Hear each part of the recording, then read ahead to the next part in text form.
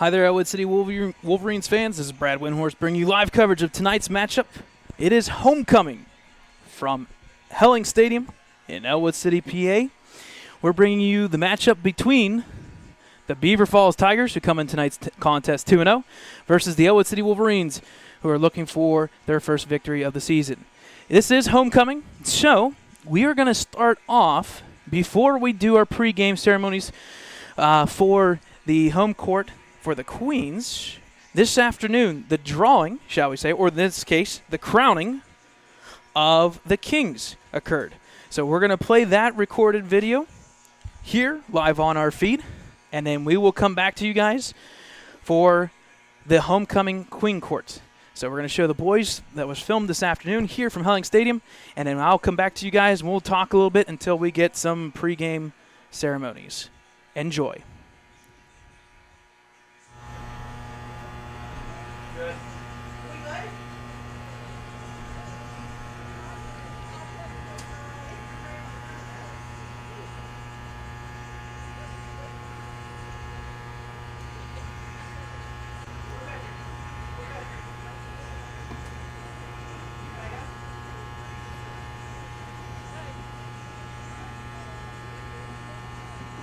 Good evening, ladies and gentlemen.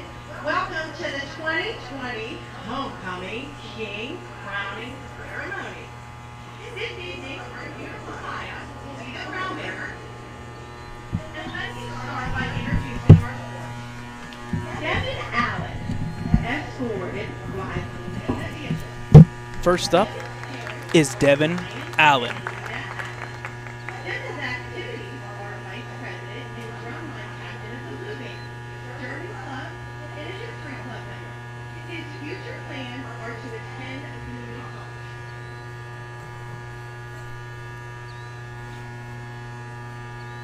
Jeffrey Boker. Next is Jeffrey Boker. Jeffrey's parents are George and Lillian Boker. Jeffrey's activities include travel, hockey, and golf. His future plans are to attend CCDC to be an air traffic controller.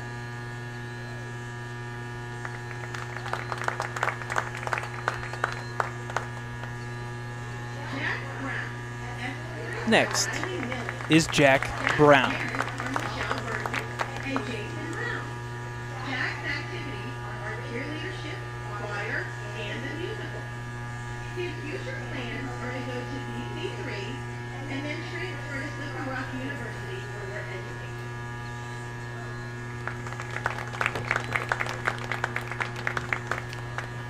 Nico DeCaria, escorted by Next is Nico DeCaria. Nico's activity is baseball. His future plans are to attend a four-year college to major in history.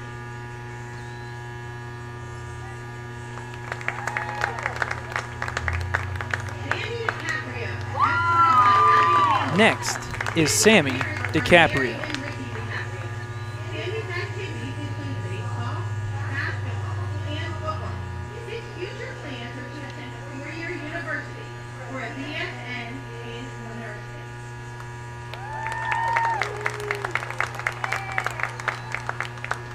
Ryan Gibbons, escorted by Jerry Next is Ryan Gibbons. Ryan's activities include baseball, basketball, and football.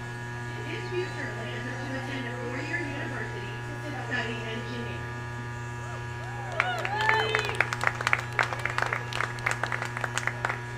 Max Kiefer. Next is Max Kiefer. Are Natalie and Nikita. Max's activities are track and tennis. His future plans are undecided, but plan on going to a four-year college.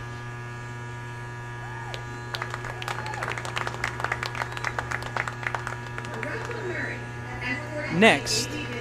and last is Russell Murray. Russell's activity is baseball, and his future plans are to attend a four-year college and major in engineering.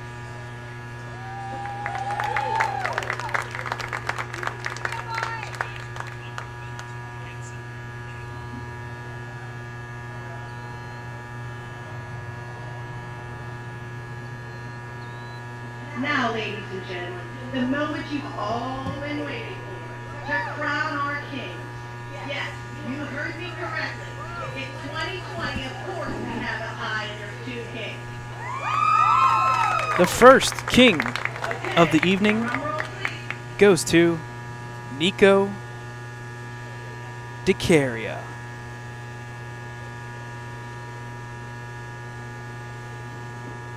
Our first king to be crowned is Nico DeCaria.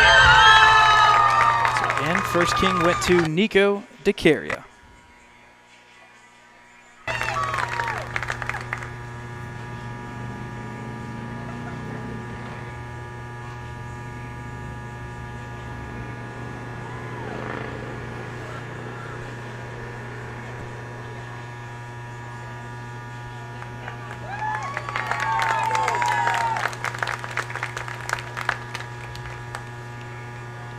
So for 2020, we have a tie. Nico DeCaria. Okay, we're going to try the drum roll again.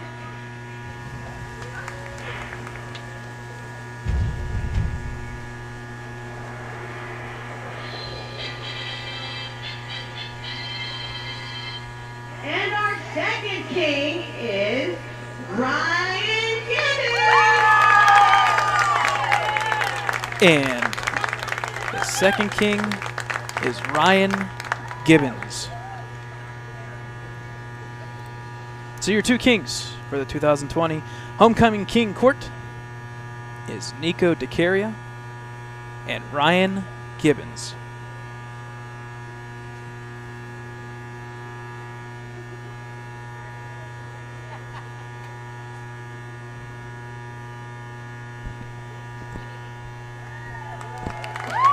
Thank you all for joining us and have a good evening.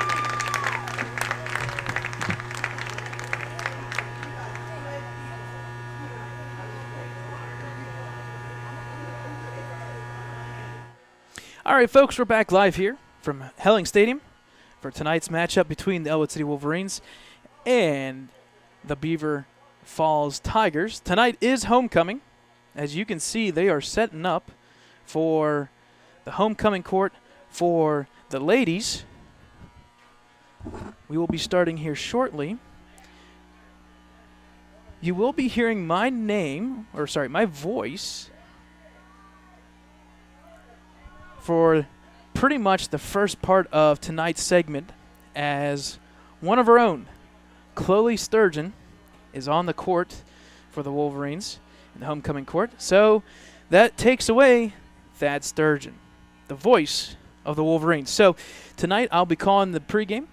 I'll be talking you through each of the selected homecoming court ladies, and I'll talk you through that. We'll be starting here very, very shortly, so just hang tight. Once we get the thumbs up, we will begin.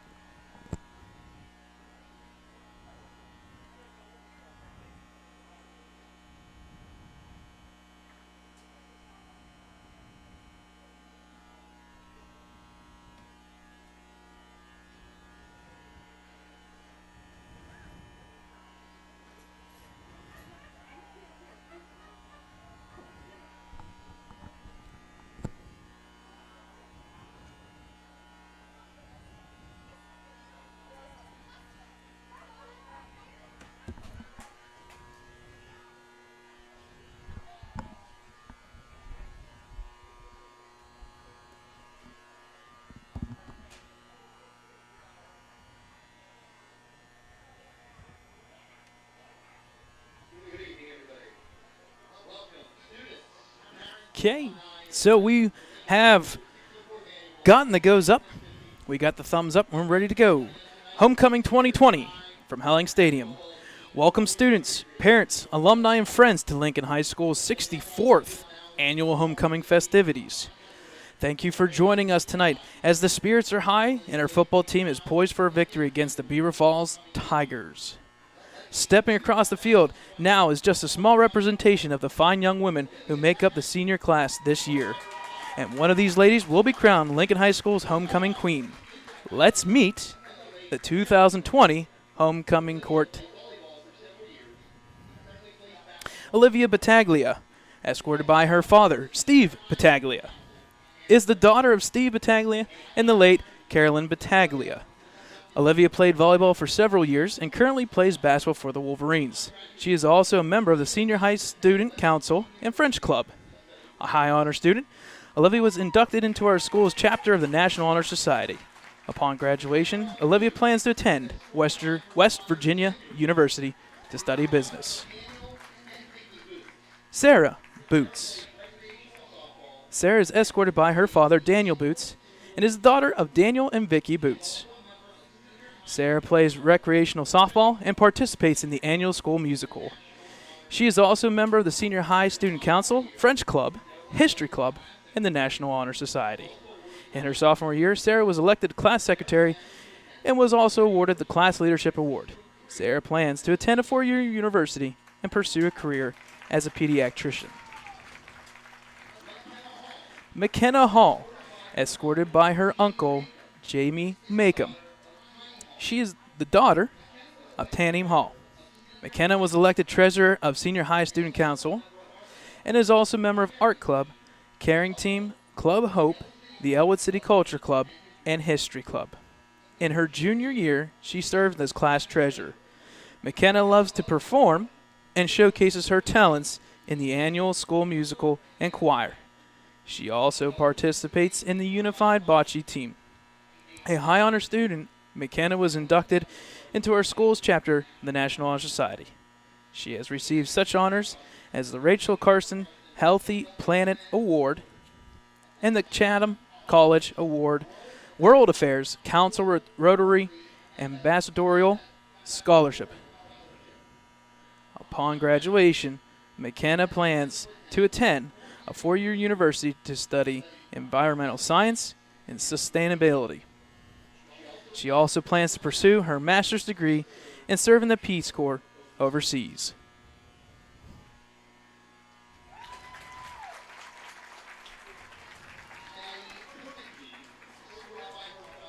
Maddie Hervatine, escorted by her father, Paul Hervatine, is the daughter of Paul and Belinda Hervatine. Maddie is captain of the girls' cross-country team and also runs track and field. She is the vice president of the Art Club, a member of Club Hope, and was inducted into the National Honor Society. Upon graduation, Maddie plans to attend a 4-year university and major in psychology.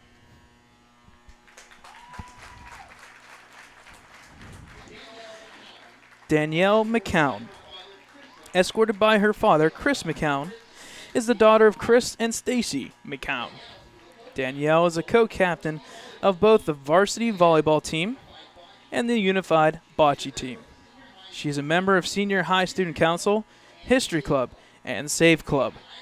A high honor student, Danielle also serves as secretary of the National Honor Society.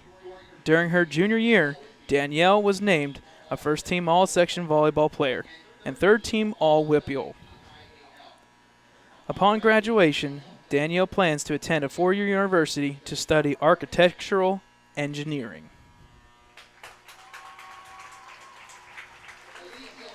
Elysia Morris, escorted by her father, Don Morris, is the daughter of Don and Emily Morris. Elysia plays varsity tennis and is also a member of the Unified Bocce team. She is a member of Senior High Student Council, French Club, History Club, and served as president of the Caring Team. A high honor student, Elysia was inducted into our school's chapter of the National Honor Society. Upon graduation, Elysia plans to attend a 4-year university and pursue a career in the mental health field.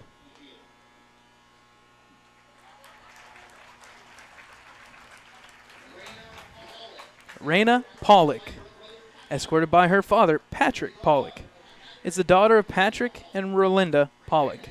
Raina is the senior class vice president and also belongs to Club Hope History Club, Art Club, Spanish Club, Senior High Student Council, and Choir. A recipient of the High Honors Presidential Academic Award, Raina is a member of the National Honor Society and received Leadership and Perfect Attendance Awards in 10th and 11th grade. Upon graduation, Raina plans to attend a 4-year university.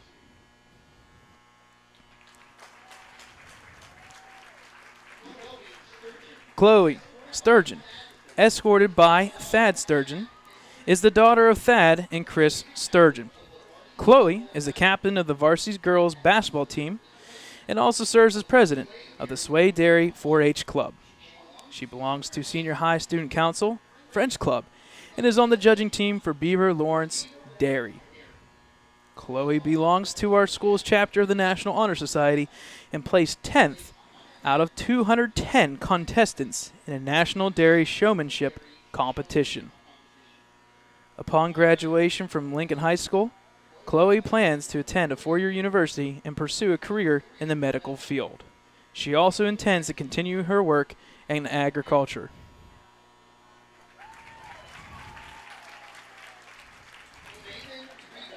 Maven Rebel, escorted by John Stitch, is the daughter of Sandrine and Didier Rebel. Maven Rebel is from France, and her host parents are John and Michelle Stitch. Upon graduation from Lincoln, Maven plans to go to college to become a language teacher. Ladies and gentlemen, that is our Lincoln High School 2020 homecoming court. Before we crown our queen, this senior class would like to acknowledge the efforts of all those who made this evening possible, including our Blotchers, Jewelers, Daddy-O's Family Nursery, the Ellwood City Area School District Administration and Board, the custodial staff of the school, faculty manager Gary Rosansky, athletic director Kurt Augustinelli, the Ellwood City Wolverines YouTube channel, Posies by Patty, and finally senior class advisors Mrs. Dana Noble and Mrs. Melissa Pigza.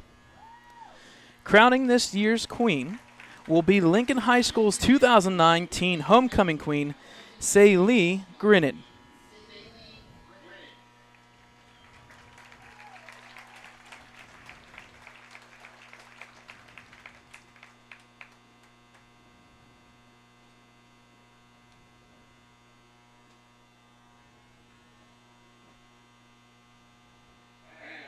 And what we've been waiting for, the 2020 homecoming court queen is Sarah Boots. Congratulations to Sarah Boots, your 2020 homecoming court queen.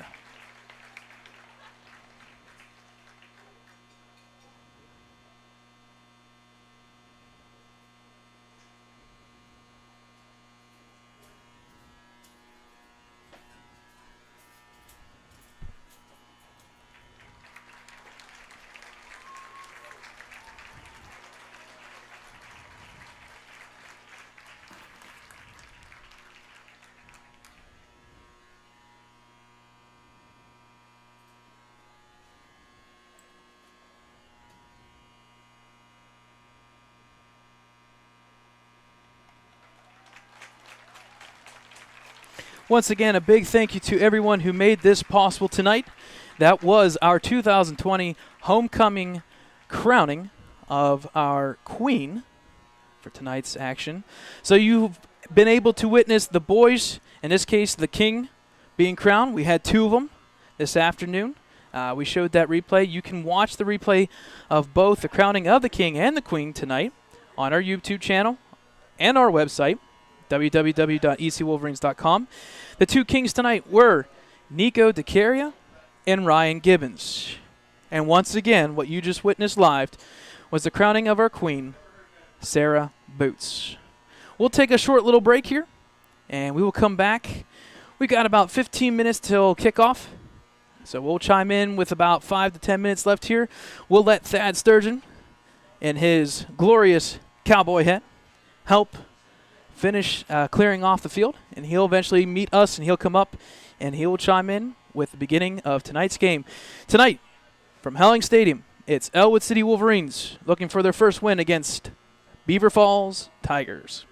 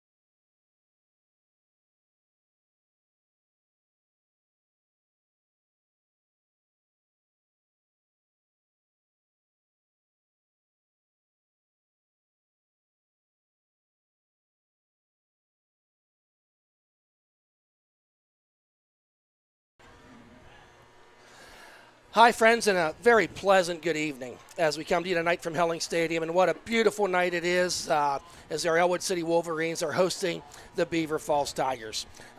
Just a beautiful night for football, festivities and the pageantry of homecoming. And we are now going to turn it over to our Star-Spangled Banner and Alma Mater.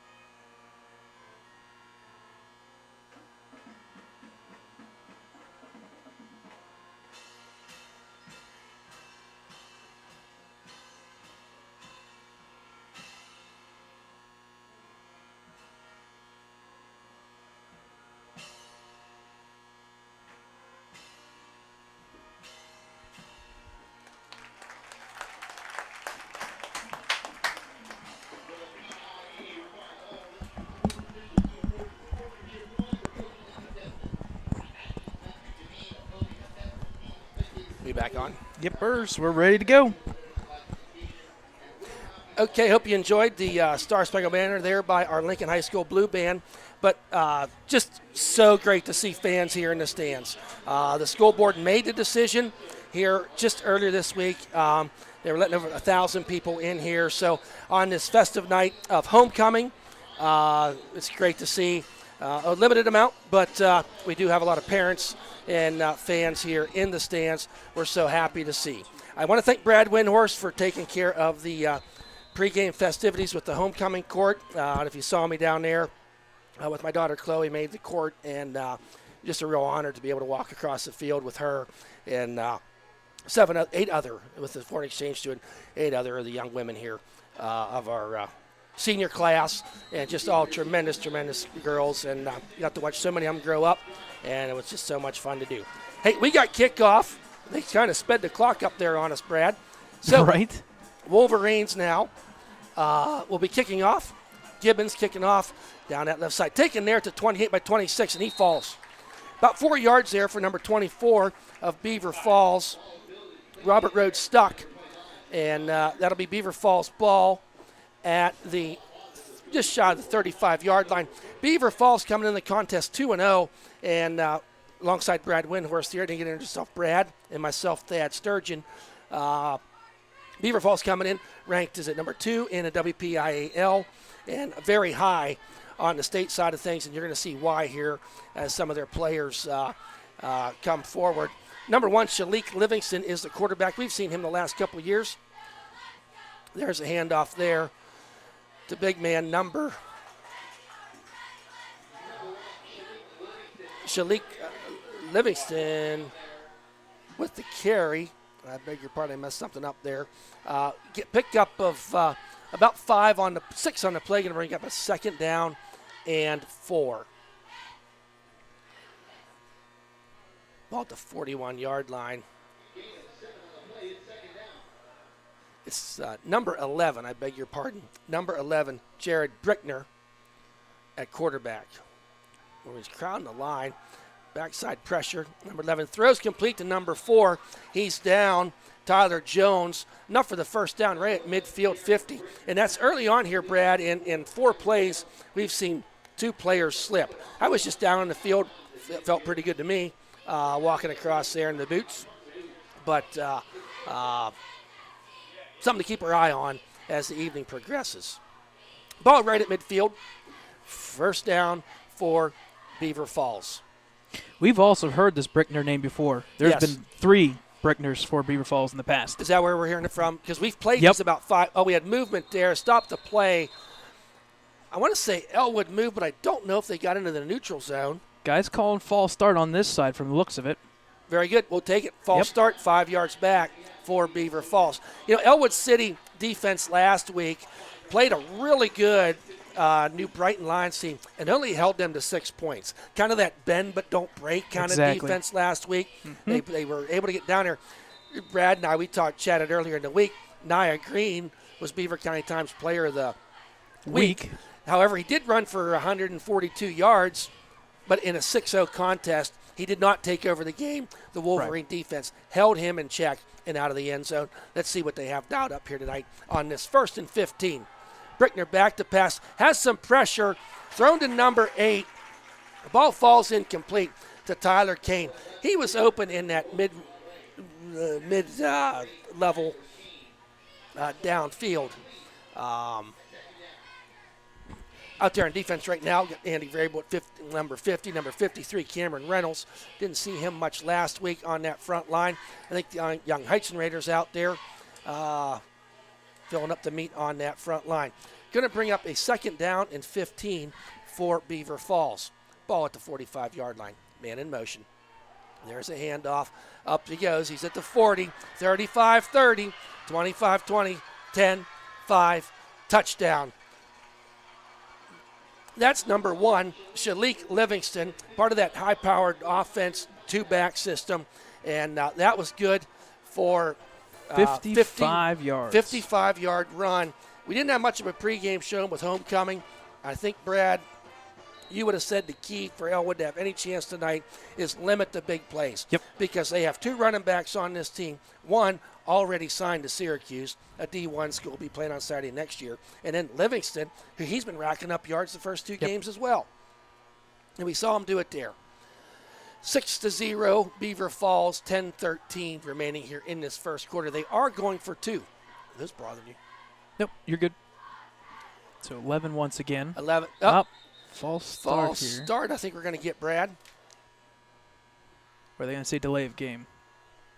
Yeah, I think it's going to be delay of game because we have zeros on both sides here. Yeah, delay a game. How many times do we see a delay a game after a score? I don't know if it's just like, I think a lot of it comes when they start that clock to do the next play. And this is the one thing I really like about our stadium. We have both ends. We do, and I don't know. I'm surprised that WPIO does not make that a mandatory thing. Right. Because if they're not at both ends, they don't have them. Right. Because you don't want the offense one way to see it and the other. So the ball's going to be at the, 7-yard line? Should be the 8. Technically the 8. Technically the 8. Back to pass. Livingston rolling out to his left. It's covered. It's covered. Trying to make something. There you go. Nice pursuit there. Trying to see who that was to stretch the play out. That's, you almost could call that a coverage sack. Sammy DiCaprio, senior captain Sammy DiCaprio, made that, pushed him out of bounds. So 10-13 here remaining in this first quarter. It is 6-0. Well, you got to catch your breath, Brad. Yeah, you can catch your breath. I'm going to take over for a little bit here. So let me get a couple things. I'll take over for a little bit. We're talking about tonight's matchup is a MAC conference matchup. It is WPIL 2A MAC conference. If you look at your screen right now, we have the standings up. 2-0 is Beaver Falls. 2-0 is New Brighton. The 2 front runners right now. No doubt that those 2 teams are going to battle very well. New Brighton is maybe a little bit of a surprise, but I tell you what, they're looking good. I think, don't interrupt, Brad. Laurel played tough against Beaver Falls last week. They did. Laurel was in the game to the 3rd quarter. Right. Sorry to interrupt. Nope, but you're good. And then you've got Freedom, Laurel, Mohawk, and Shannock all in the battle. And then, of course, the last 2 there, 0-2. There's a run up in the kick, and that is taken there by birthday boy Ashton Wilson. Got a flag coming in here late. Nice return to Ashton up to about the 42-yard line. Returned that ball about 22 yards. And I say birthday boy Ashton Wilson saw his mom when we were coming up to the stands here and said, give Ashton a shout-out, as today's his birthday. What was the call, Brad? I got the gibbering. You know what? I got caught looking down at the stats, too. I think it was holding against the Wolverines. Yep, so holding against the Wolverines. Okay, now they're marking it off. I didn't see him mark it off before. So So holding, so that should put the ball, I believe, at the 28 now. Yep, 28-yard line. Wolverines coming out on offense for the first time without senior running back Tyler Powell tonight. Some injury bug caught him. I don't think it's serious, but not good enough to play here tonight. Carter Lutz in the backfield, running that right side, picks up about 2 on the play handoff from Gibbons. Ryan Gibbons, a senior. Ryan, today also was your tie for homecoming king. Yes. Along with the young man's name was DeCario, was it? Yep, Nico DeCaria. Nico DeCario. So congratulations to Nico and Ryan for being our homecoming king. They had a ceremony here at 4 o'clock this afternoon. Which you saw the recording here before our homecoming queen crowning. Very good. Gibbons. Hand off to Carter into a sea of humanity. Yeah. That's putting it lightly. Good luck picking a person to tackle there. It's about 6 white jerseys there to meet him. No gain on the play. Going to go 3rd down and 8. We'll get some sizes here for you. But, I was down there beside Beaver Falls warming up. And it's a whole different world down there. I've been on sidelines of like professional games, and it was just like they're not as big as the pro guys, but the precision. Yes. They're very, very well coached. Coached Nick Nardone. Ellwood City native Nick Nardone. Yep. There's Gibbons back to pass under pressure, throws it out there a little too tall for Aaron Hobel. Ball falls incomplete. But yes, Beaver Falls right next door to Ellwood City. Nick Nardone is their head coach. Assistant coaches Jake Wickline, Bruce Davidson, Nate Gleaser, Mike Nypaver, Dwight Collins, John Atkinson, Brandon Root, and Jim Mooney. I mentioned John Atkins, super good guy. His wife is actually a teacher here in the Ellwood City School District. And John and his wife do a ton of stuff with Club Hope. 4th and 8, punt formation. Good punt. High end over end. Takes a good great bounce. Ellwood City bounce. Going to settle there at about the 30-yard line. So that's going to be about a 41-yard punt, Brad. Yep. Pretty darn close. So Beaver Falls will take over. They really featured Shalik Livingston in that first drive, 55-yard run, 8:32 remaining in this first quarter. So talking about those keys to the game, we were talking about limiting those big plays. You do that by time of possession. Exactly. Great point. First downs are going to be key. Just get a first down. Get me some movement, get some yardage, and then, of course, that very last one there, that's huge. Stay healthy. I would throw in there, too, need to finish some drives. We got into red zone time a couple times there last week and just not able to capitalize. Back to pass. Throws it out there to number 10. Man, he's tough to bring down. Taken out of bounds, Jason. Wow. Huff was he's a young man that's going to be finding his way to Syracuse, and he committed quite early. It was in the summer. He did. He didn't sign yet. There's no signing letter of intent day yet, but he did make that verbal commitment, and that was very well documented. Syracuse got it out there that this young man's got a home next fall. So first down, ball on the 45, handoff, big running room there for number 4. Coming across the way, Brighton Mayocker. Mayocker. I apologize. Yep. We've been saying his name wrong for the last two weeks. Good young player. He's been making some plays. Good young player. Got a nose for the ball, and you saw it there. Came from out of position, made the tackle, but not after a 9-yard gain. Right. Going to bring up a 2nd down and 1. Ball in Wolverine territory at the 46-yard line. Brickner in under center. Sends a man in motion coming across. He's going back to pass. Got some pressure, and he's taken down. Fumble. There's a fumble on a picked up. Oh, good grief. There was a fumble on the play. Heavy pursuit there by Heizenreiter. Mayocker and Rodney Grimes forced a fumble, then picked up by one of the Beaver Falls. I missed who that was. He was able to advance the ball, but irregardless, a 6-yard loss on the play, bringing up a critical 3rd down and 7. Be a great thing here if the Wolverines could stop them on this second drive of the game. we had 3 Wolverines in there to credit with that sack. Yep. The pursuit was there. The screen didn't get set up in time. Back to pass. Throws it out there. Too tall for number 3. Ball falls incomplete. Mekhi Clark, Livingston to Clark does not happen. Going to bring up a 4th down and 7. Ball on the 48. Makes you wonder what. I think we are going to punt. There for a minute, they just stalled for a second, waiting to see if the punt unit was going to come out onto the field. So Ashton Wilson. I tell you what, that feels good. That's like a first quarter win. That's huge. Yes, get a stop on that high power.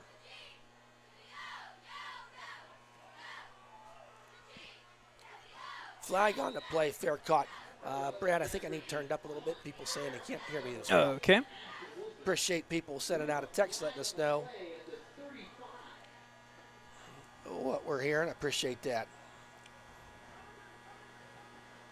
Yeah, I raised both of us up here, Okay, so hopefully that helps let out. us know, our loyal fan listeners. We appreciate letting us know where we're at. So I was talking there, and then we had a penalty. The penalty was against Ellwood City, and it was declined.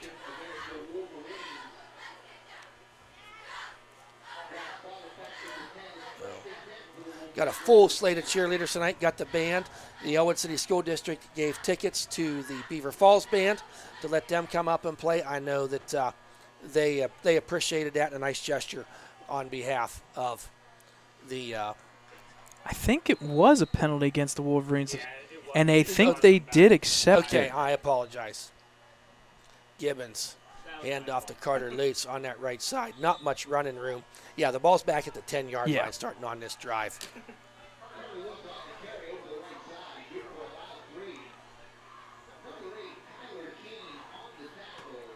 Tyler Kane on the tackle. We are really lucky here. We got the Dakota Marshall here and Coach Keeley, Frank Keeley. He's head coach. He's the principal at the middle school. He's the announcer, and I don't know if he has help over there, but he gets these numbers really quick. So I appreciate Frank doing a great job, Mr. Keeley. 2nd and 7. Carter picked up 3 on that play. Gibbons in the shotgun. Wide out to left, right. Hand off there. He's got a hole. He's up to the 25, 30-yard line. Carter Lutz up to the 30-yard line. That's a 16-yard run. That's darn close to the longest run of the year. Carter, he got through that first scene. They tried the left side this time. Well, we've seen them go on the right side. This time they come to the left side. Big Ben Bobbert's on that left side, I'm pretty sure.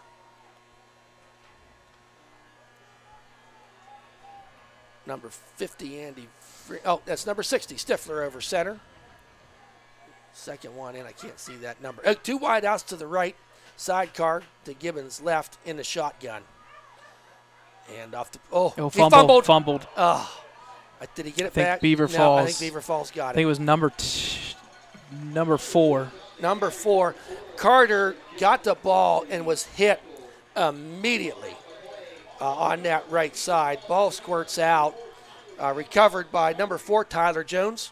Yep. And that is Beaver Falls ball with really good field position at the 32-yard line. Mark it, yes. So you don't want to give Beaver Falls a short field. So tight formation, but he's back to pass. Throws the ball out there. Was that ball caught?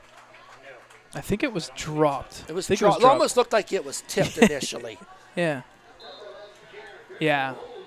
I think it also fooled our I think it fooled our clock manager too. Yeah, because it when he come down with it. Irregardless, ball falls incomplete. Going to be a 2nd and 10 from a 32-yard line. Tight formation again. Three running backs. Yep. And there he goes. That Number wishbone 4 look. finds the sweeps wave through. He's at the 5-4 touchdown. Number 4, Tyler Jones out of that wishbone, and he made about 2 people fall out of their shoes, and into the end zone he went for the 32-yard touchdown. They're just so big up front. gosh almighty. Whew. That makes the score 12-0. 4:34 left to go here in this first quarter. Appears that they're going for two again. Got that same wishbone in there. Got Livingston back there, number 4, Jones. Hand it to the big guy. Didn't make it. There, he's Didn't not going to make it. Nice stuff. stop there. Give Carter Lutz credit. He probably gives about 75 pounds to the running back, but got low, slowed him up, and had some buddies come in there to help him out. Heitzen-Rader was in there. Grimes was in there. So credit to Wolverines for stopping their two-point conversions so far in this game. So 4:34 left to go here. It is 12-0. Take a quick break.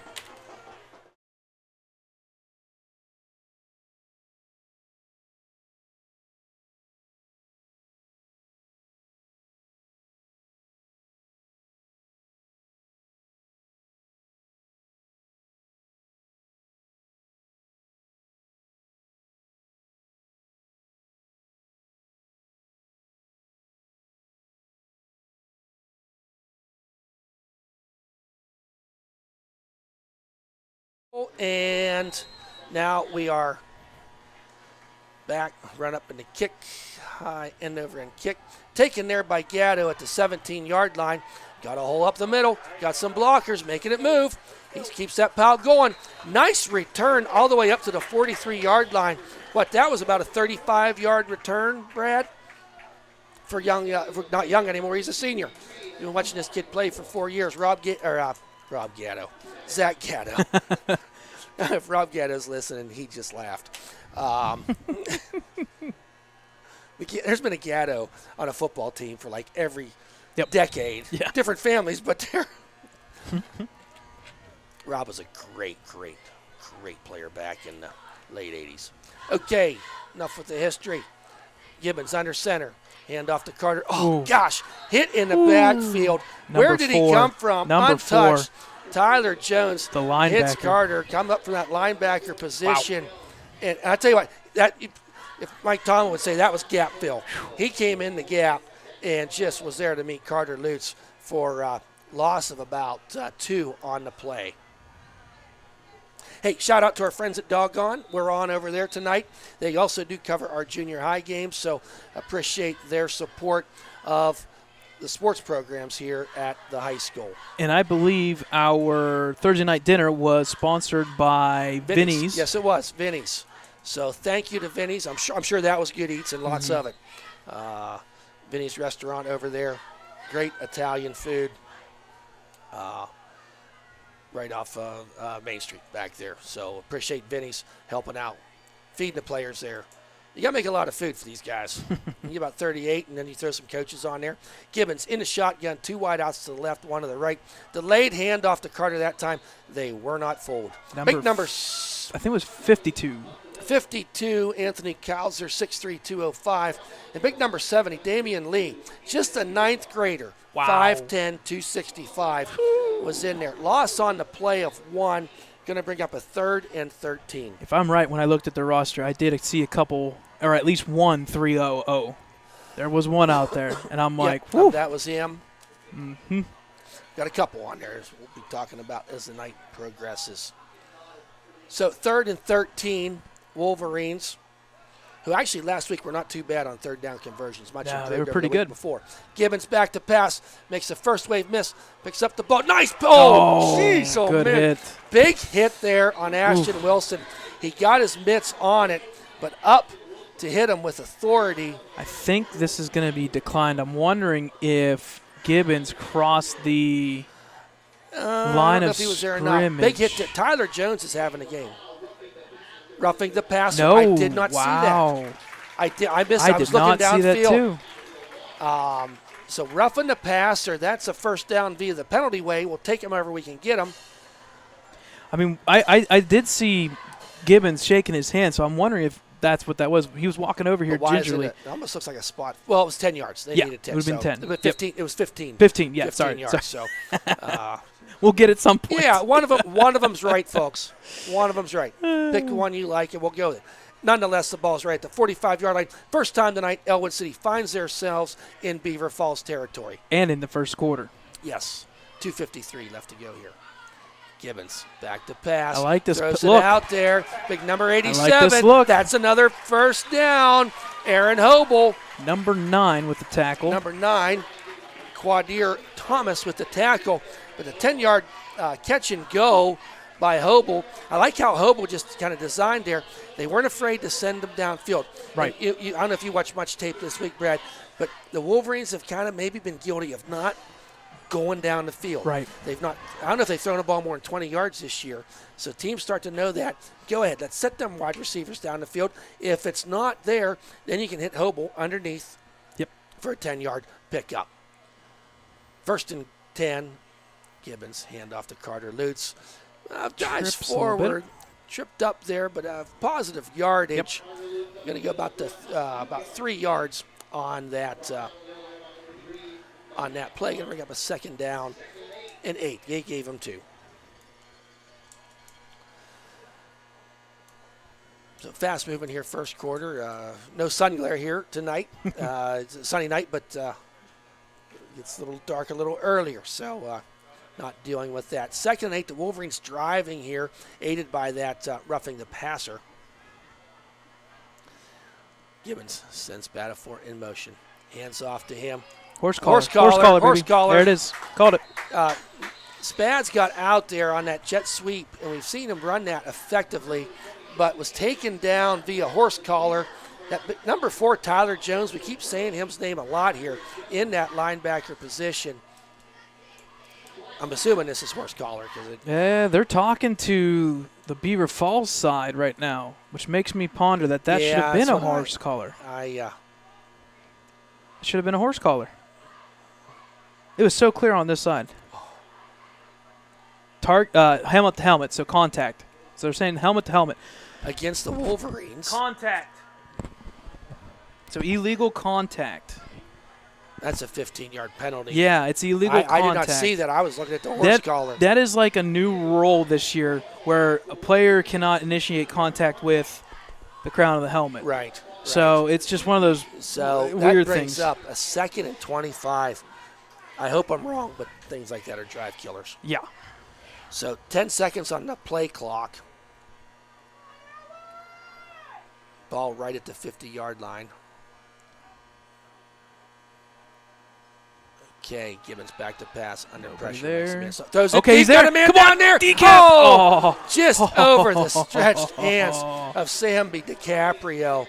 Oh, that was. Oh. I love the design, and I like how Gibbons on that play bought some time because he was dead in the sights of the would-be rusher. But it was almost like a screen pass that the defender didn't know what to do, and then got the ball down there and just too far. And I know the scoreboard says otherwise, but doesn't it not feel like Ellwood is opening up the playbook a little bit here? Yes, it feels there's open. no doubt about it from what we saw in the last 2 weeks. I mean, I don't want to say it this way, but I feel like when you see Beaver Falls on the schedule, you're just like, listen, let's go have fun. Just chuck it up. Let's see what happens. All right, and maybe that's what's happening here tonight. On this 3rd and 25, going to need to chuck it up on this one. Gibbons back, throws the ball down there. Oh! Peyton O'Brien. One. And, man, that ref slipped. Another one just through the arms of Peyton O'Brien. Had coverage on him.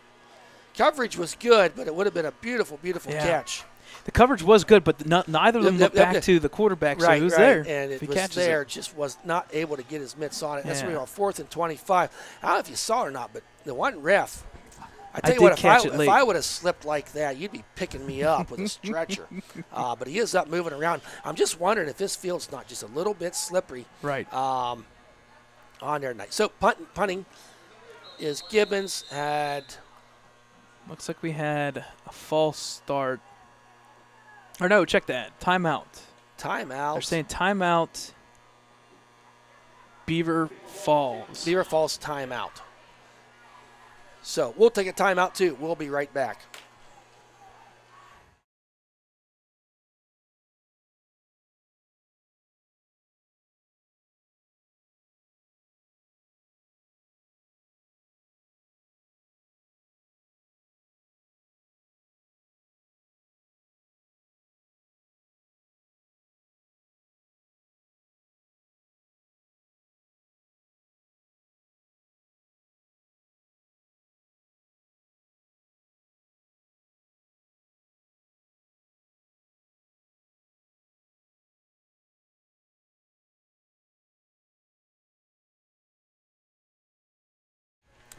Welcome back, folks. 53 seconds left to go here in this first quarter.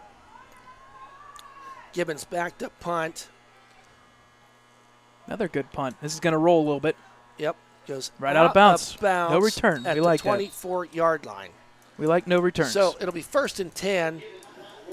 Beaver Falls with the ball, starting this drive at the 23-yard line. So I know Brad has had a very busy week. Covering sports. The girls volleyball team. They are letting some people into the stands. I don't know how they're limiting that. It's very but selective. You need to go watch them. Yes. These gals are for real. Looking 6-0, real good. 6-0 or 5-0? 6-0. 5-0 now, and getting contribution from everybody. There's a pitch out there to number 10 up that left side, picking and choosing where he goes, and he is gone. 40, 35, 30, 25, 10, 5. Touchdown, number 10, Josh Huff. Is it Howe? What did I tell you it was? I think you're right. It's Huff. Huff. No, it is Howe. It is Hal? Yep. Anyway, Josh Howe, was it 78 yards? 77. 77 yards for the touchdown. I did not get a chance to see what he's averaging per carry. It's something up there. But it's up there. And you see runs like that, you see why. 6'3", 230 pound, and there's no fat on that boy. That's all muscle. Going for 2 again, 18-0. Back, quick pass, across the middle. Ball was dropped. By number 2. But number 2, coverage on that play with Ashton Wilson. So, 32 seconds left to go here in this first quarter. It is 18-0, Beaver Falls. We'll stay right here as we're getting close to the end of this first quarter. Also, junior high girls had, 8th grade girls had a nice win this week against Neshannock. When it comes to girls basketball, Ellwood City always likes to beat Neshannock, and they did that.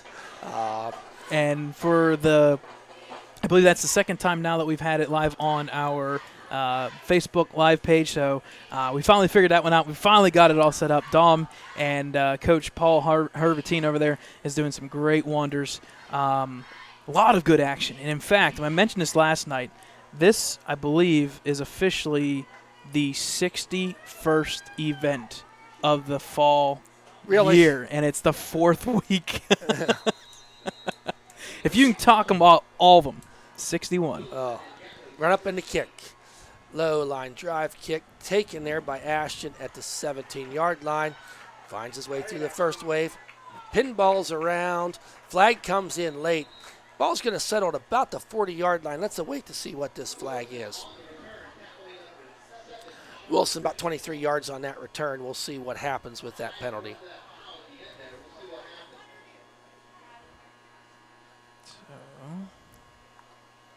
Looking like a 23-yard return to Face the 40th. mask against Beaver Falls. So that'll be, if that's the 15-yard mark, it would be at Beaver Falls 45.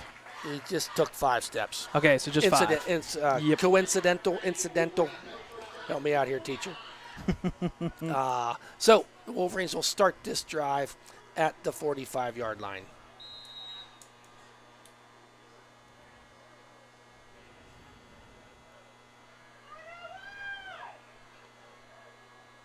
Sends man in motion. Hand off to Carter. He dropped the ball. Doggone it. That quarterback exchange to Carter. Ball falls on the turf.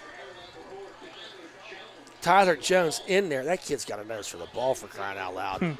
That's his second fumble recovery? Yep. For Jones. Second one by Carter. So, gosh. Ball now on the 41-yard line of Ellwood City. Beaver Falls 1st and 10.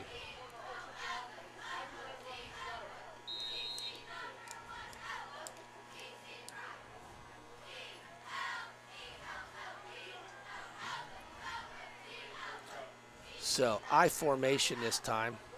Under center, Beaver Falls. Back to pass. Quick pass out there to number 2. Hits him in stride. Picks up a nice 12 yards. Did number 2, Trey Singleton. Tackle made by Gatto, number 5. running clock here. I think that's going to be the last play of this first quarter. So at the end of the first quarter, it's Beaver Falls Tigers 18, the Ellwood City Wolverines 0. We'll be right back.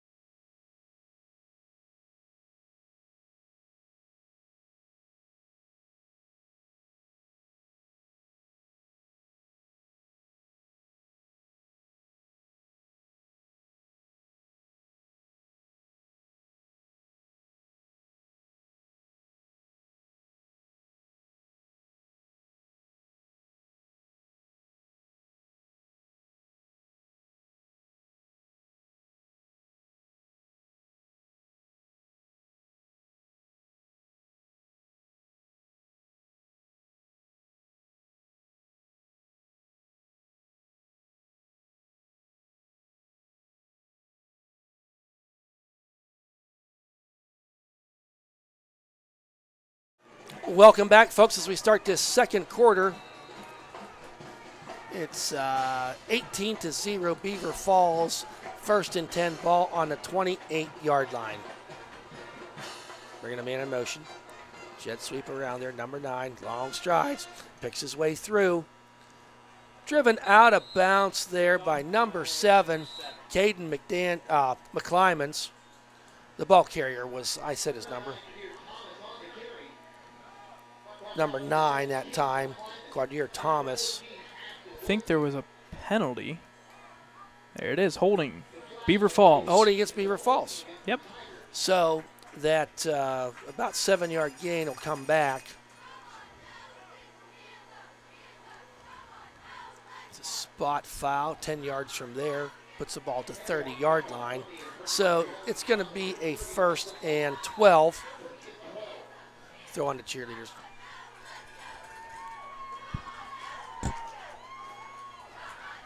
Try to get cheerleaders some airtime here in our home games where we know they're at. We'll see what happens as we move on down the schedule on the away games. 1st and 12. Back to pass. Under pressure. Oh, he missed the guy. McClymonds had him. Ball thrown out of the arms. Caden was in that backfield quickly and just was unable to bring down Brickner.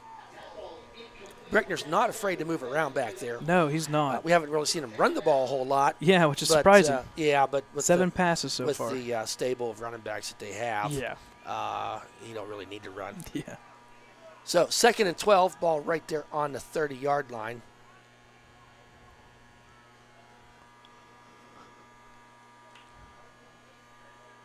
Keeping track on the stats. Total yards in that first quarter, 209 to 30. Wow, 209 yards in that first on what? 200 of them were on 5 plays. Back to pass, going down there, turns on the motor. Number 3, ball over the head and falls incomplete out of bounds. The Livingston to Clark connection did not work that time. 14 plays, 209. Whew. Wow. 174 rushing wise. 6 rushes. 6 rushes. 6 rushes, 174. That's that's a lot. That's more than that's 10 about per a carry. 28-yard. No, that's like 27 on my quick. Yeah, you're right. You're right. 20. You got to carry the one again. Fridays, 8 o'clock at night. Mine's turned off. Problem is, mine don't turn on till Friday morning. Back to pass. He does run this time. That was a hold. Good night. Down to the Livingston on the keeper that time. Pushed out of bounds by 27. Maybe not a hold, but kind of a quick slow dance there by the one player. So 18-0. That was enough for a first down. About Got the ball 18. down. Pick up of 18 on the play. Man, they dropped their rushing average. Right? I was just going to say the exact same thing. So, you're having a good night when you run for an 18-yard rush, and it drops your average. Your average. 1st and 10 from the 13. in the shotgun. That's number 1 this time. Shalik Livingston back to pass. Throws it out there to number 3. See where they spot it if he got enough for a first down. I think he might just be a little bit short. But Livingston to Clark. That's the thing. They're switching some quarterbacks here on us, Brad. We're seeing Livingston go under center as well as Brickner under center. Number 72, big Benjamin Bobbert checking in along with Donovan Stifler. Coming out is number 50, Andy Vrabel, and number 56, Caleb Heitzenrader. Seems like when they get down here and close to the goal line, they're trying to get some of the bigger, meatier guys in there. So we got a 2nd and 1 from the 4. Number 1 that time with the keeper. Weaves his straight through untouched. That's a Beaver Falls touchdown for 4 yards. Shalik Livingston. That brings the score to 24-0 with 11:23 left to go here in the second quarter. Maybe seeing why Beaver Falls is touted so highly on the WPIL and state rankings. A lot of big games. I think tonight in 4A, 5A, and 6A, the number 1 and 2 teams are meeting. Correct.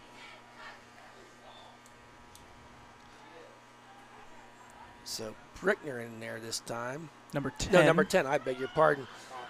He's in. He's in for the 2-point conversion. Howe is in there for the 2-point conversion. We're going to take a quick timeout here.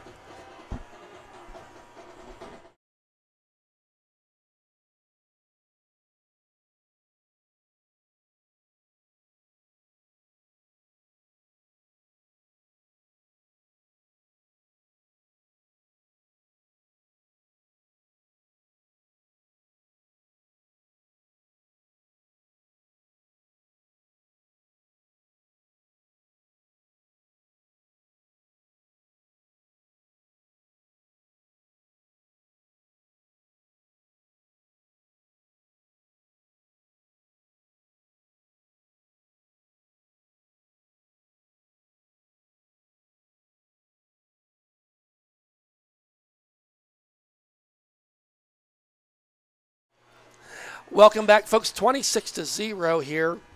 Early goings of this second quarter. Beaver Falls leading in this contest. So it is nice to see a nice crowd here tonight. I think they had 1,000 tickets, and they just had like 32 left the last I heard. The run up and the kick. Driving kick this time. Taken there by Ashton at the 15. Up over that right side. Finds a hole. Keeps them legs churning. He's up to the 45. 30-yard return for junior Ashton Wilson. So nice field position here to start off. You know, of the 4 drives that the Wolverines had, 3 really did start with decent field position. The one time via the penalty on the punt, they started back at their own 10-yard line. So let's see if the Wolverines offense can get something going here. We saw some glimpses of it, but got to hold on to the ball. So Gibbons in the shotgun. Gatto to his left on this play. Wide out to the left slot. Left and one to the right. Sends Hobo in motion to block. Gatto hit in the backfield. Tripped up but falls forward for positive yardage. Picks up about 2 yards on the play. Out there blocking, we got Anthony Baird, number 53. Cameron Reynolds. Number 50, Andy Vrabel. Stifler out there, number 60, as your center. Ben Bobbert's out there as well on the line. I like to give the linemen the shout-outs. They're in the trenches. So 2nd and 9, they gave Gatto 1. Sends Hobo in motion. Back to pass. Just throws the ball away, does Gibby. He knew the play, the screen that maybe was developing was not there, and he had 2 Beaver Falls Tigers right there with heavy pursuit. So, incomplete pass stops the clock. It is now 3rd and 9.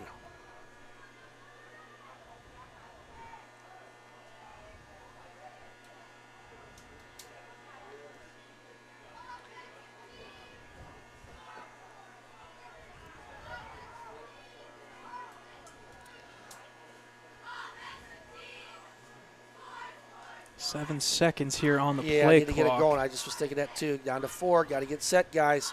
Gibbons, he's not aware. Nope. Yep. Delay a game. They're gonna No, say they did get a timeout. timeout. They did get coach. Coach and staff did see that. Coach Lamenza got the timeout called. So that's their first of this half. They have 2 remaining. Been a lot of fun facts coming out.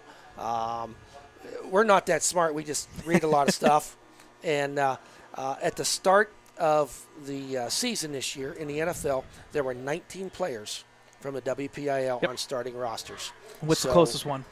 Well, we had 2 from Newcastle. Yep.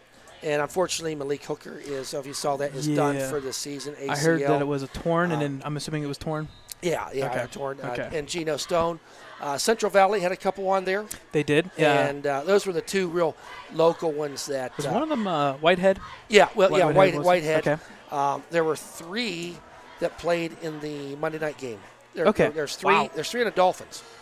Gronk. Awesome. Gronk, Yep. Whitehead, and I'm missing the other one. I got it on my phone. I can Nice. look. But fun facts you should know in a 26-0 blowout. Gibbons back to pass. Throws the ball down there. Got He's wide Ashton. open. Good catch. Got his man beat 35. He's at the 30, 25. Get him beat, Ashton. Down to the 15-yard line. Picked up a 32. Ashton was open, and then the would-be receiver slipped. We've talked about that. I don't know if we got something going off the cleats here at Beaver Falls. We've seen more of them slip. But anyway, 35-yard pickup all the way down to the 12. Where did they mark that ball? Down to the 15. I'm yeah, sorry, 15. 38-yard pickup, the biggest play so far for the Wolverines. Yes, probably maybe of the season on the pass play. So what I said earlier, don't be afraid to stretch that ball down the field and let it get into the hands of maybe one of your playmakers, birthday boy Ashton Wilson. Wolverines 1st and 10 at the 15-yard line, and man, Beaver Falls is crowding that line. Through the initial hole is number 47, baby. Rodney Grimes on the 15-yard touchdown run. Way to go, baby. That was just that quick kind of fullback handoff and up. Through he went, and isn't that beautiful to hear, Brad? Oh, yes. Fans in the stands cheering on their Ellwood City Wolverines. Great work. Nice drive, big plays, finished off by senior Rodney Grimes. So they are going to go. Going to go for the field goal. Got to get Ashton back out there to hold the ball for kicker. It should be number 12, R.J. Wilson. R.J. Wilson, yes, it is. Also on the soccer team is R.J. Yep. There's the snap. It's up. Kick Looks is good. Up, and it is counted good. And it should be good and a penalty. It should be running into kicker. Running into the kicker, I think you should might be be. right. Let me see the replay. Oh, man, he clubbed him. Good night. I'm just glad to see R.J. get up. Man, I saw the replay, man. Dude. So there's the personal foul running into the kicker. So running yeah, it's into going the to be 15. kicker. Wow. Yeah, RJ's up and fine. I don't know if his parents. I'm sure his parents are here, but RJ Wilson is fine. But man, that was a big time hit. So 26-7, Wolverines score. 10:18 left to go here in this first quarter. Now you come into this contest, Beaver Falls. You know, you're thinking, can we just hang with them? You know, you want to be positive, but you kind of get hey, we can have a 35-yard play. We can have a 15-yard play against a powerhouse like Beaver Falls. Right. You know, something to build on after the last 2 weeks where you've been shut out. And I'm glad that I called it. I said tonight was the night we were going to get something on the board. I did not expect this early. So this is good. I would agree. This is good. I would agree, but anytime you get points in that first half, right. against some team like this, on a struggling offense, yeah, we've had no points. Yeah, we've had no points. We've gone 9 quarters with no points. Right. We come in and do that. So with the penalty, now you're kicking off at the 50-yard line. Pin them back. Driving kick taken there at the 6-yard line is number 2. There around you go. the right side. Got him hemmed in. Good. Nice coverage there. Don't know who was down there on that, but Mayocker was on there. It might have been either 17 or 18. So Okay, 27. Spads was down there too. Give Spads credit. Good coverage there. Not much of a return. He took the ball at the 5, got it out to the 18, so 13 yards on the return. Wolverines on defense got Vrabel out there, Heights and Raider. You got number 9, Peyton O'Brien in that linebacker position. Spadafora, Wilson as your quarterback. Number 11 throwing the ball down there through the hands of number 3. Ball falls incomplete. Brickner, nice design on that play. Ashton Wilson there for coverage, and nice coverage by Ashton, but ball falls incomplete. Going to bring up a 2nd down and 10.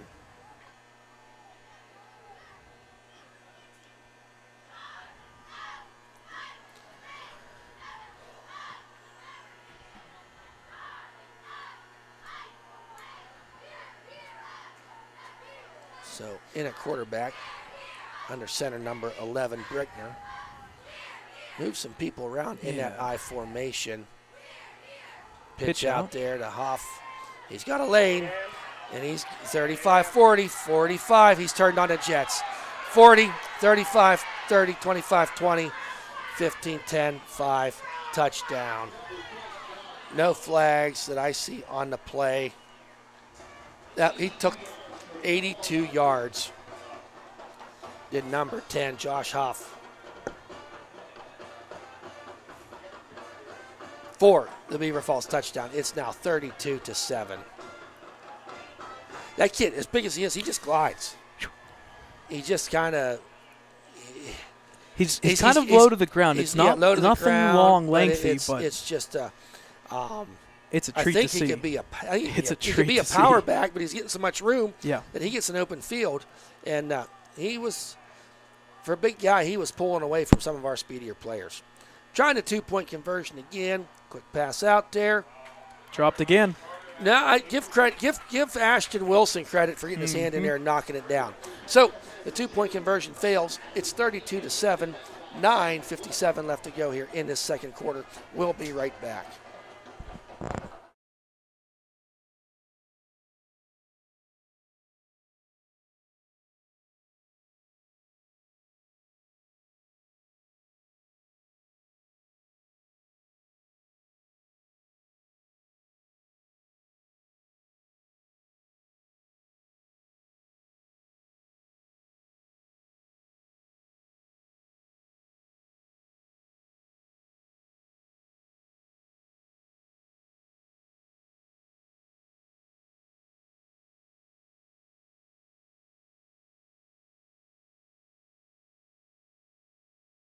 Welcome back, folks. Beaver Falls leading this contest 32-7. While we were on break, you saw all the ways that you could reach us here on via Facebook, Instagram, Twitter, and, of course, the webpage, ecwolverines.com. So Wilson and Gatto back to receive this kickoff. The run-up and the kick. Low driving kick.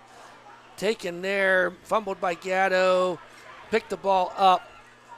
Not much return on that. The ball hit one of the up men and then fell into the hands of Gatto, and he was entrapped there by a host of Beaver Falls.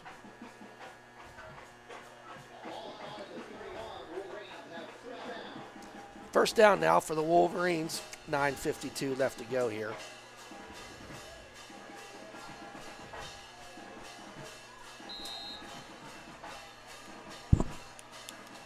The COVID people, they got certain sections of the stands blocked off, keep people 6 feet away, trying to comply. Hand off there to Gatto. Falls into the 4, keeps the pile churning. Picked up a 5 hard running yards there for Zach Gatto. 2nd and 5.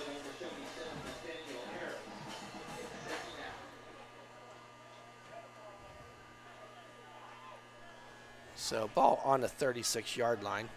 Next week we travel to Neshannock.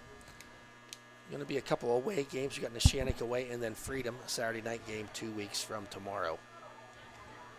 I formation. Got Ashton Wilson in the, no, I'm sorry, that's Mayocker. Hand off to Gatto. Hit at the line of scrimmage and taken down. Really no gain on the play.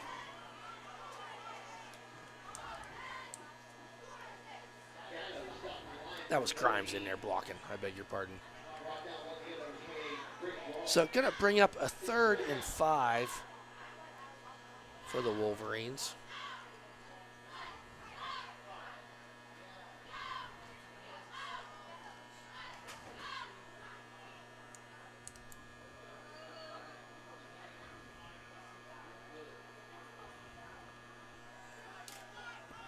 Gibbons in the shotgun. He's back to pass. Double clutches. Nice catch there by number 18, Caden Kreiser.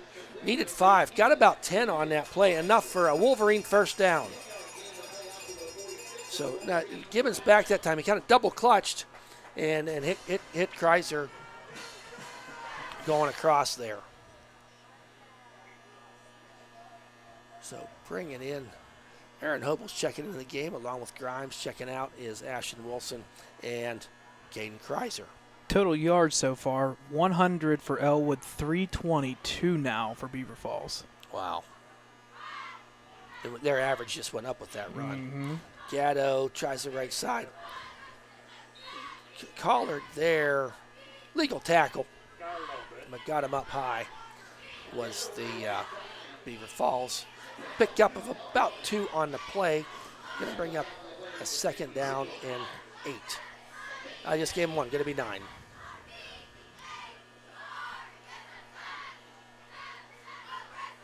Don't forget, folks, Wolverine football boosters are having a gun raffle. See Sam Teolis or any other football booster parent to get them tickets coming up here in a couple weeks. 2nd and 8, Gibbons under center. Quick handoff there again to Grimes. The play has some effectiveness. That time he got about 5 yards on that play. Going to bring up a 3rd down. And give him 4 on that play. It'll be 3rd and 5.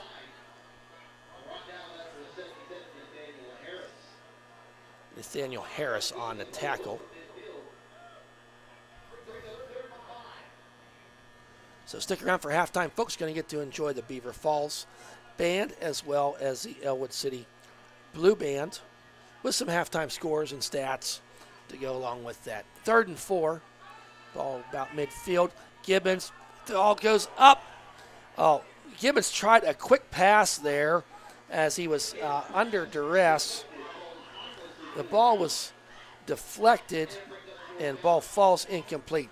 Man, you see a ball fall up there that high in the air, you're just thinking this is a jump ball, and they got a lot of tall guys. What's going to happen? But falls incomplete. Punt formation now for the Wolverines on this 4th and 4. 6:24 remaining here in this 2nd quarter.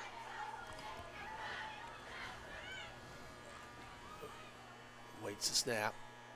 Little high snap. Did get the ball away, soccer style. Picked up there by number 10, makes a man miss, dancing around. They just can't bring him down. Finally got him down. He ran a long way to gain about 4 yards after he picked that ball up. 47, I believe, brought him down. 47. Rodney Grimes on the tackle. Sorry, 87. 87, I beg your pardon, Hobel. Aaron Hobel with the tackle. So ball at the 36-yard line for Beaver Falls, leading the contest 32-7.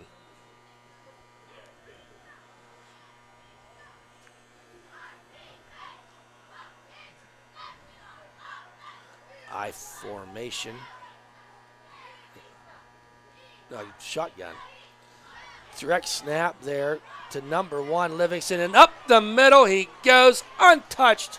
20-15, 10-5, touchdown. Shalik Livingston on that direct snap. We've seen the quarterbacks bounce around, and that big frame 5'11", 220 just rolled right through that line. There was a lane there for him, and he found it, and he turned on the jet. 64 yards. 64 yards running. What's the over-under? I'm getting 400 here in this half. I'll tell you here shortly. I think we're getting pretty close to it. 5:59 left, 38-7. They're going to go for 2 again. Not sure if they don't have a kicker or just what, but they're going for 2 every time. Livingston under center, I formation. We'll try that quick pass, number 3 again. Not this time. Hand off there to number 10. He's in. He's in. Just fell his way in for the 2-point conversion. So that brings the score 40-7. 5:59 left to go here in this second quarter. Hey, we'll take a quick timeout.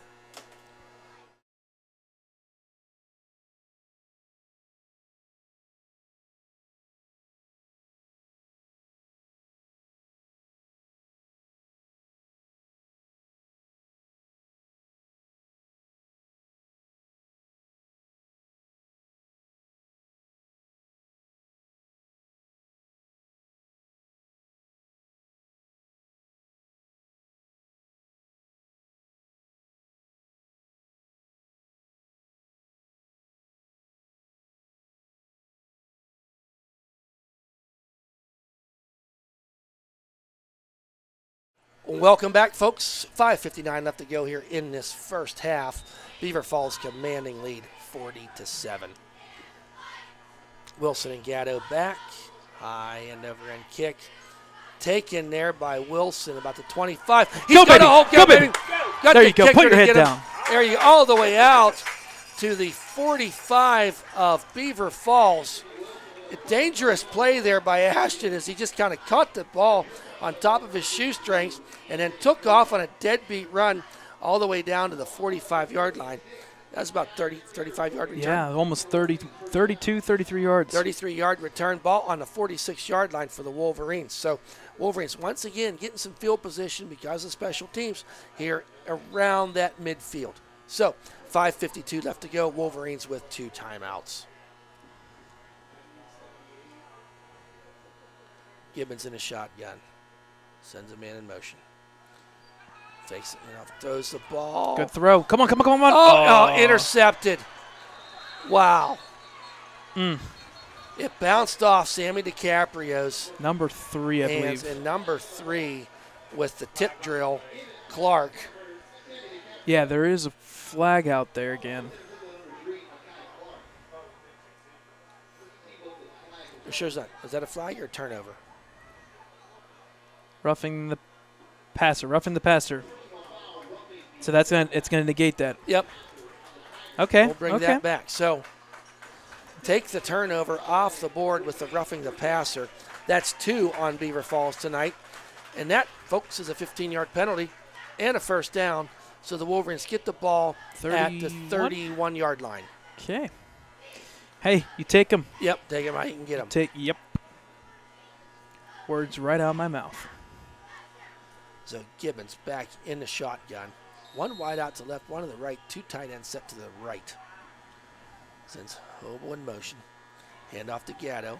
Weaves his way through, pushing the pile forward for positive yardage. There you go. Still going. Finally blow a whistle. But about a 6-yard run. Now, why a stoppage here? Gatto coming off the field. I think there's something wrong with his helmet. That's why. That must have been why they were whistling it.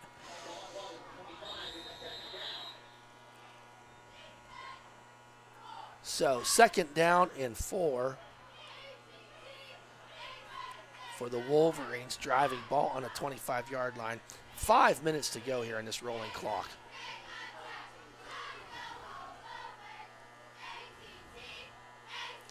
There's the handoff It's to Carter Lutz. believe.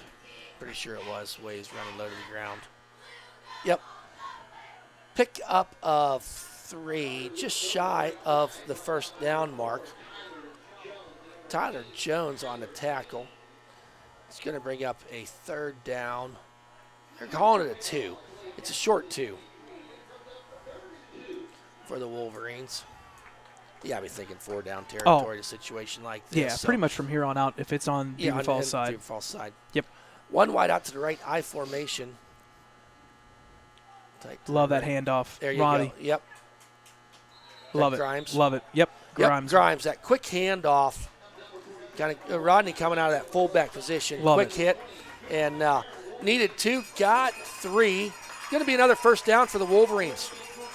That Actually, is like a lost art anymore. yeah, you don't see that. Unless you have a big guy, that scrawny big guy. You like- wait till Sunday, though. I Yes. guarantee you the Steelers will be running one of those plays Yes. one time Yes. because it's a Watt. Yep. And see if his brother will tackle him. Yes. So I'll give you steak dinner. You pick the restaurant. Right. If it don't happen, I'll buy, but it's Right. going to happen. Yep. Wide out to the left. Gibbons. Handoff there to Gatto. He's 8 up there by big number 77. Nathaniel Harris. He's 6'3", 240. So line of scrimmage, no gain on the play. It's one of those drives here where you almost don't want to score too early to give them Give some me a time. chance. Yeah, Don't want to 'cause say it that way. Their, but their you just average don't. time of possession is about 42 seconds. Yeah. Yeah. So we're ball at the 20-yard line. 2nd and 10 for the Wolverines. 2 wide outs to the left, 1 to the right. Got Sammy in that slot position. Sending Ashton over there. Quick pass out there. Throws it up. Wasn't looking. That's a That's penalty. a penalty. Number 9 did not turn around on Peyton O'Brien. Peyton was trying to play the ball, and tight coverage there by Quadrier Thomas, but he did not turn around and look for the ball, and he was impeded the would-be receiver, O'Brien. So that flag, not a spot foul like Right. in the NFL. Yep. That'll- Should be half the distance. Yeah, 15 yards, so it's half the What is that? distance. to the goal. 20, so it should be at the 10. Yeah, they're going to be at the 10-yard line. Will be the spot. And yes, an automatic first down. Ellwood's leading in first downs. They are, because, 100%. Well, they're going to because Beaver Falls don't have to. The only thing that Right. stops them's the end zone. Yep. So first and goal from the 10, 2:55. Lots of time here. Wolverines with them, 2 timeouts.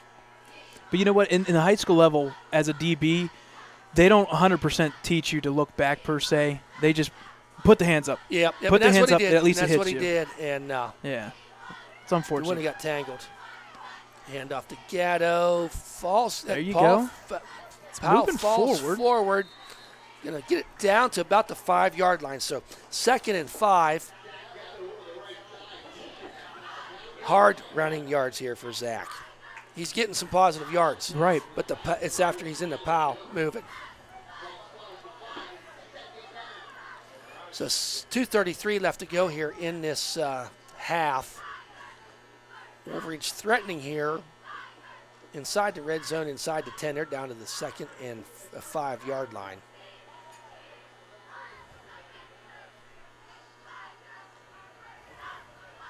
So you got O'Brien in the backfield on this play. Is that Handed Grimes the- again? handed Number the ball 47? to- I thought I saw 17. I'm sorry, I could be wrong. I know it was 7. Either way, picked up Something about 7. 2. So down near the 2-yard line, the ball is and It was 47. it was So Grimes. it was Grimes. Okay. Yeah. It was a 7, and you Yep. were right on that part. Yep. Last week they had Peyton in that backfield a couple Right. times. I think that threw me a little bit. So we should be 3rd down. No, it's just 2nd down. It should be 3rd down. Our I was gonna clocks, say, everything's off. 3rd and 2. Yeah, I have 3rd down as well. Pushing the Powell, and it's coming back. They stop play. It's at the 1-yard line. It's going to bring up Grimes again. Grimes on that run, trying to pound it in. Tell you QB what, sneak time. if nobody sees this, it is 4th down, is it not? It is 4th down. The stick guy says 3rd down. Yeah, it is 100% 4th down. Yeah. Unless something. No, you had 1st and 10, so you had 1st down to the 5. Yep. Then 5 down to the 3. The 2. 3 down to the 2. 3. 4th down. 4th down. But we'll take a 3rd. Hey, 54 seconds left to go. There's a doesn't quick matter, pass baby. out there. Doesn't matter. Touchdown! Zach Gatto takes the ball, gets the catch.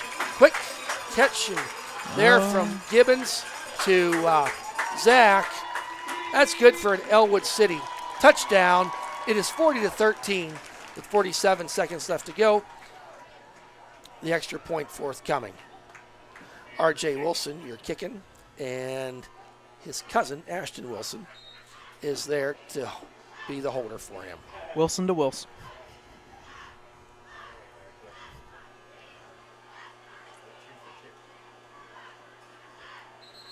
Oh, we had a flag on the Offsides. play. I Was it believe that's going to be offsides, the other guys? offsides, I believe. Either Okay. offsides or false start. Yep, offsides. Encroachment on the defense. Going to make it a little closer for RJ. Too bad my program doesn't allow 1.5 markers. Yeah. Don't forget, folks, coming up here, the Blue Band and the Beaver Falls Band will be performing Live. at halftime. Live, Live. yes, live. Never thought that word would be so good. Live. There's the kick, and it Ooh, is. it's good. It's good. Shit. Oh, No. Oh. No good. Oh. No good. Just didn't get the height on it that it needed. So, 47 seconds left to go. We're at 40-13. The Beaver Falls. We'll stick right here, folks, as we wait for the forthcoming kickoff. But Huff has 2 rushes for 100. We'll have all these halftime Oh. stats. 2 rushes for 187 yards and 2 touchdowns. Yep. You've got 6 carries between Huff and Livingston. And 5 of them. touchdowns. 5 of them touchdowns. That's just. For Whew, that's efficiency 101 right yeah, there. yeah. So out there on the kickoff team, number 70, Damien McCandless, number 18. That is Caden Kreiser. 27 Spatafour's out there. Wilson's out there. Rodney Grimes is out there. Looks like Gibbons will be doing the kicking off. Got Zach Gatto out there, number 5. Sure, I missed a few. Remember, folks, I think Tyler Powell, we usually see him in that backfield, was on the injury list. Sammy DiCaprio running out there on the field for this.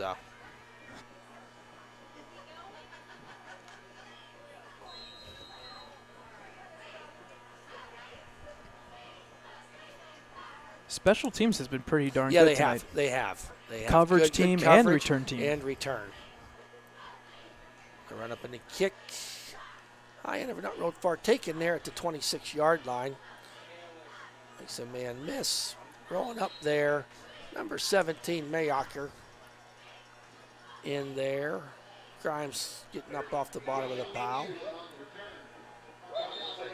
So we have a Grimes is still on the ground. We'll wait to see what that is. He's sitting up, looking like a cramp. Cramp 101. Yep. So cramp. Rodney stopping play here. 41 seconds left to go in this first half.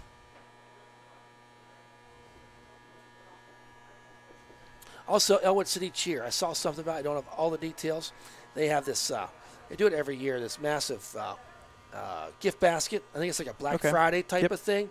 The thing's worth like a ton of money. There's gift cards. Just do your Christmas shopping right there.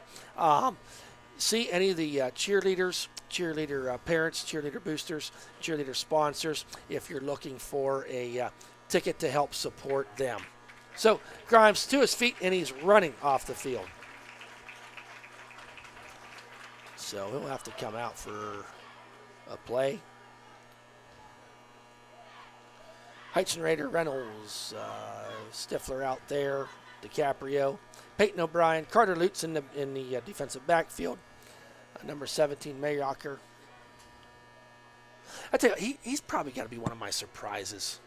Not surprises. Who, Mayocker? Mayocker. I'll get it right. It's in my head now. I apologize to his parents. Mayocker. He seems to have a nose for a ball. He Back does. to pass. Oh boy. To Livingston. Oh boy. How's there not linemen downfield?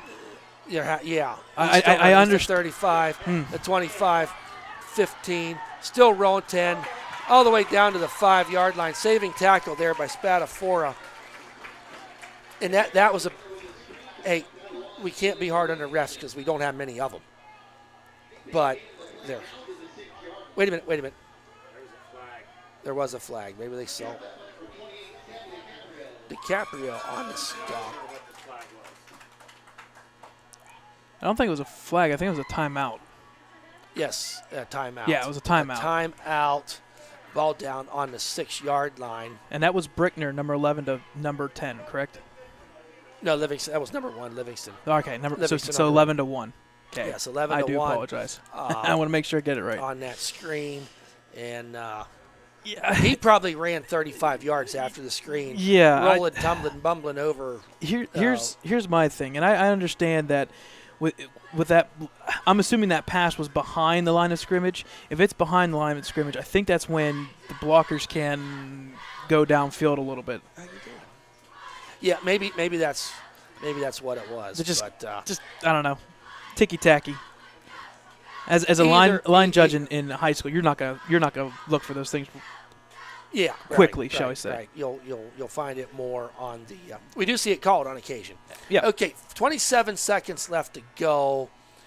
First and goal from the 6-yard line. We got Brickner in there at quarterback. Sidecar to his right. Sends a man in motion. Number 9 got a lane. Cut his way up through there. He fumbled. Oh, they're gonna say he's Fumbled. down. Yep, he was down at the 1-yard line. Look for Beaver Falls to call another one of their timeouts with 16 seconds left. Just inches short of the goal line. Really, the ball, I think, came out, Brad, when he reached out there. Yep. And so Beaver Falls Takes their third and final. timeout. You know, that was Jones on the carry, number 4. Number 9. Number 9. Okay, Number Quadrier 9. Thomas. Yep. He cut that pretty good running back. I mean, he was just kind of waiting to find that lane. Right. He found that lane pretty quick. I thought he was in, but it closed quickly. Stats update. 22 offensive plays. 444 yards. Carry all those twos. 20.1 yards per play. That's 2 first downs per play. yeah. That's why they don't have many first downs. Good. That is the one stat we're for sure we're winning 8-5 on that one. 8-5 on that one. And time of possession. Yeah, I did say time of possession is nice. Yeah, it's key, but you can't let them score when you're winning a time of possession. Okay, third. Ooh, false start. Going to bring it back on this second down. I beg your pardon. Just 16 seconds left to go, and Beaver Falls still has one more timeout. Do they not, Brad? No, that was I it? have them out. Yeah, they are out. They are out. Yep. So Yep. Going to bring up Two timeouts for Ellwood, and then Yep, I underneath see the it 40 now. I see is 0. So 0 timeouts.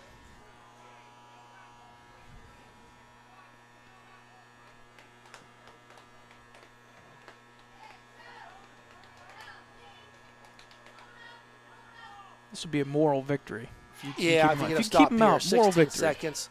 You know, depending on what the play they run, I look for them to pass. 'cause I you do got- too. You got I do too. tight Here it is. Going out. There it is. Finds a man. Oh, Good deflection. Nice defense there by Spatafor.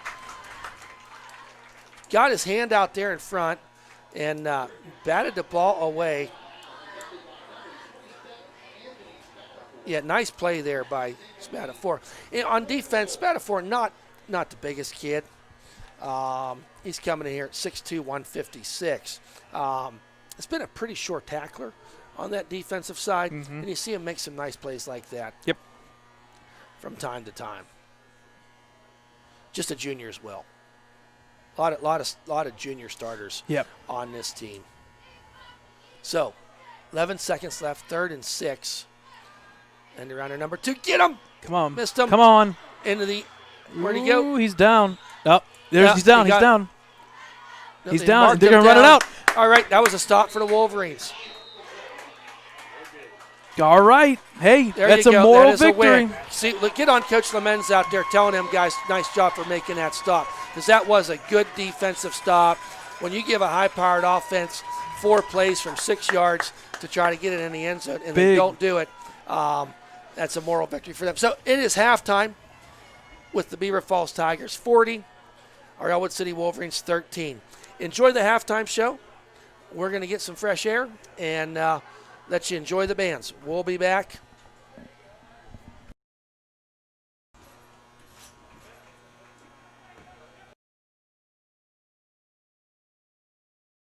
I got right now say let the band back. Should I wear the hat with the coat? Should I wear the hat? Do the hat. Yeah. Do the hat thing. Do the hat thing.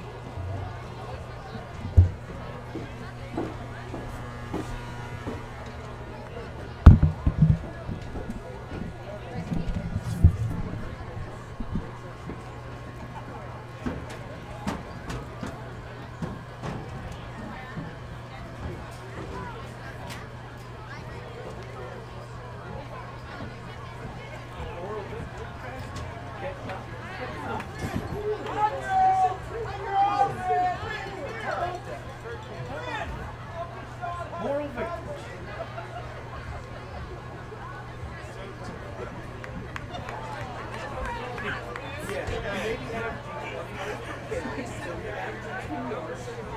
What is it? 449 yards so far.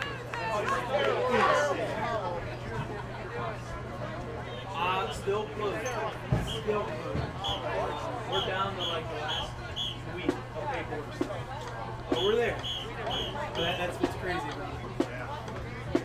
Now coming off the field is the 2020 Beaver Falls Tiger March Band. The Tiger Band is under the direction of Rachel Beasy, instructor, and professional instructors John Jersey. Tiger Band is led on field by drum major Skater Jones and John Moss. Tonight, the Tiger Band is taking a trip to the wonderful world of Disney. The world of Disney is jam-packed with characters and imagination that brings us closer together. Which is pretty surprising. It's a small world after all.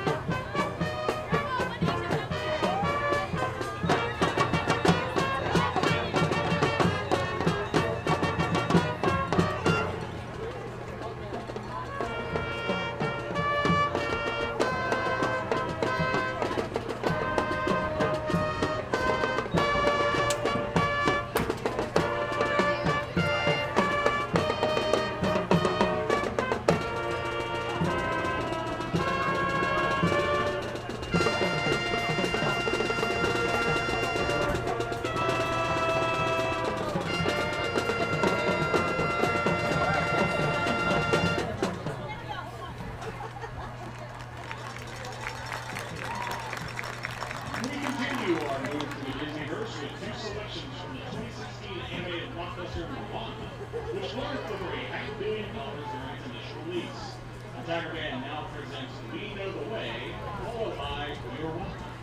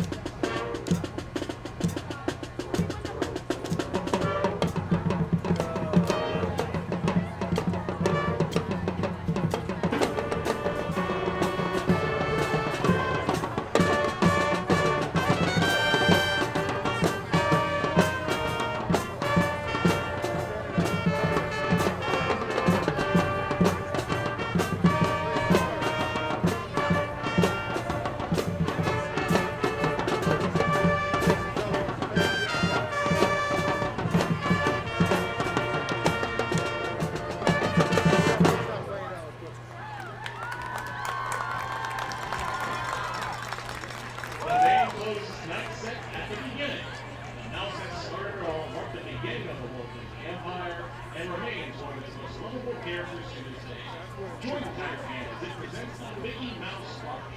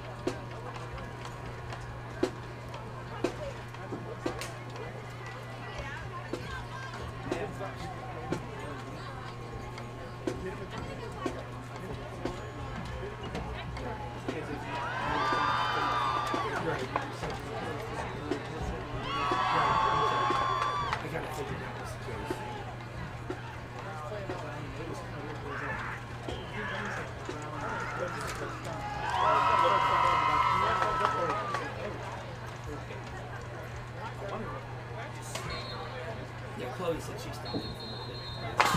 Yeah, last night and it was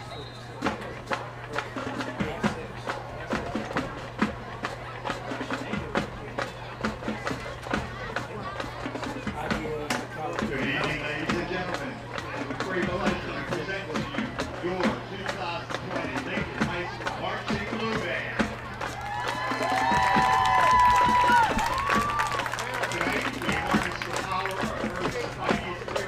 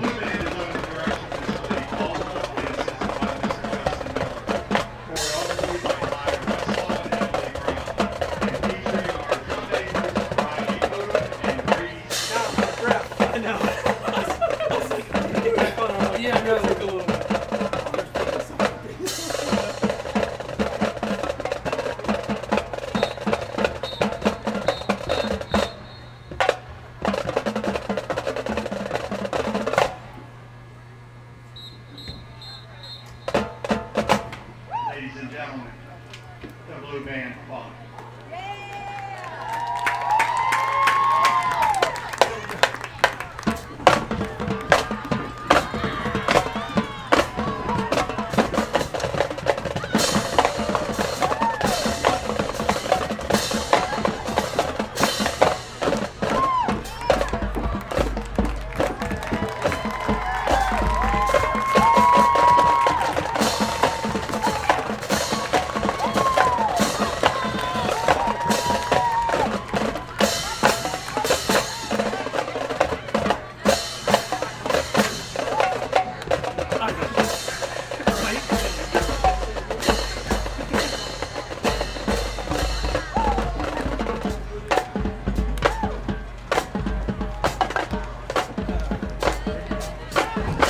Welcome back, folks. Hope you enjoyed that halftime show by Beaver Falls Tigers Band and Lincoln High School Blue Band. Minute and a half here just away. Gonna let Brad turn it over to some out-of-town scores. That I took a picture of, and of course I have on my phone. I do not have it in front of me. Listen, so far you've made it through. I'm proud of you. You've made it through 2 quarters, Beaver Falls Tigers. Yep. You've made it through 2. Yep. If you hear us out of breath here just a little bit, we may have been having some fun. We try to encourage the band. We do try to encourage it. But before you do that, I need to do something, Brad. Yep. The Beaver Falls Band. I need to give a shout-out to a couple people, a friend of mine who's friends with these people. Beaver Falls High School band members, Logan Burke, Miranda Burke, and Cassie Brown.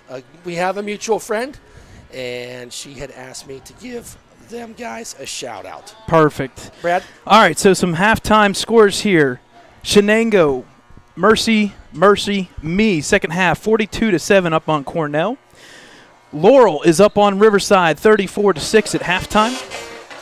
Neshannock is up 7-0 over Freedom. That is technically still in the first quarter. It was a 7:30 start. It's probably in the second now.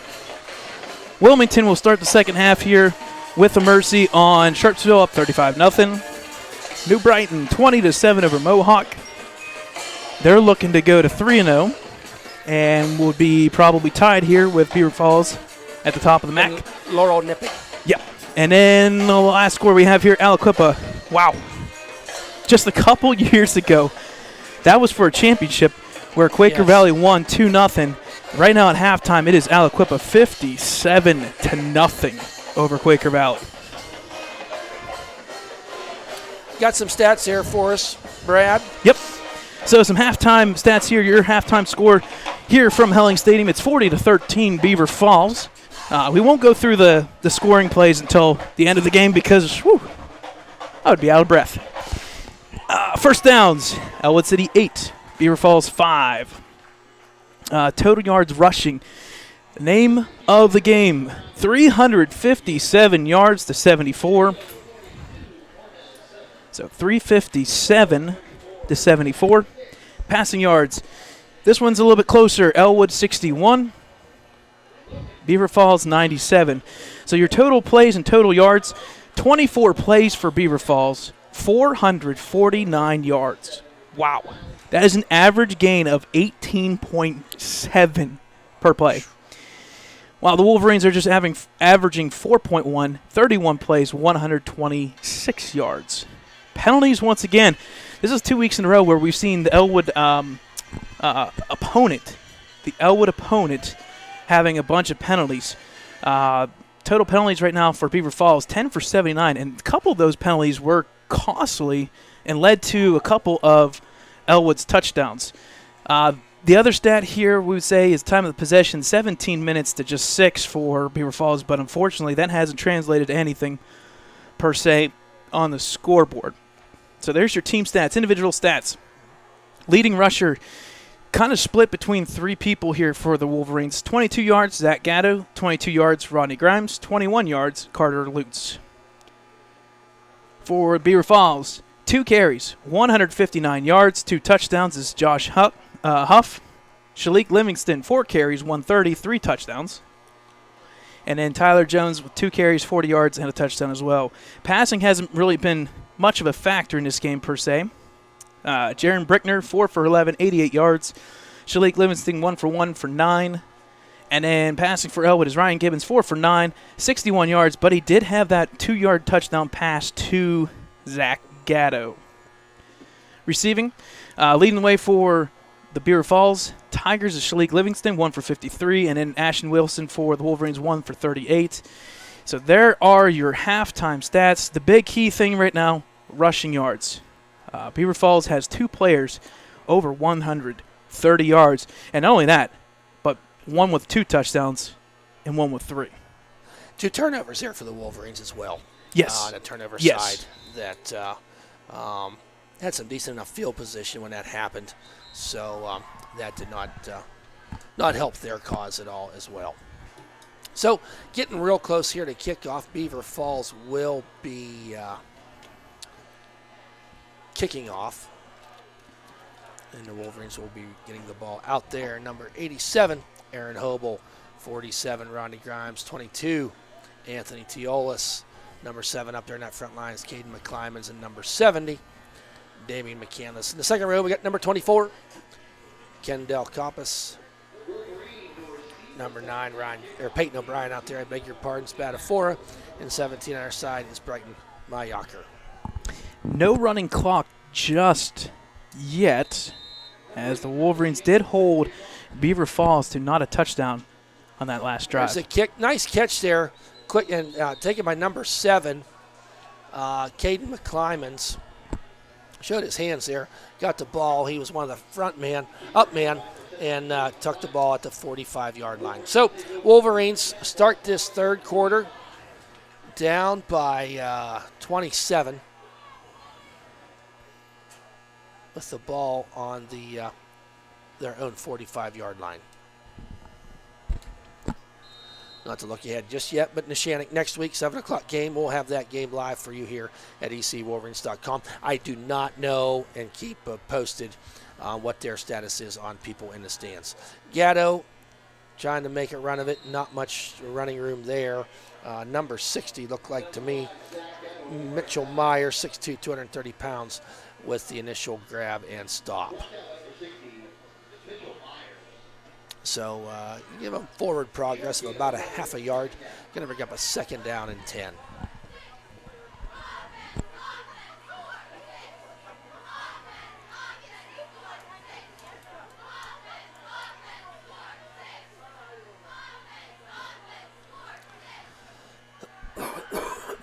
That's Spadafora out here as a wide out. I formation with Grimes and Gatto. Hand off to Gatto. He's got had a hole, but man, just arm tackled there by number is that 1 Livingston in there? I believe so. Yeah, number Livingston 1 with the tackle there after gain of 2. Going to bring up a 3rd and 8 now for the Wolverines.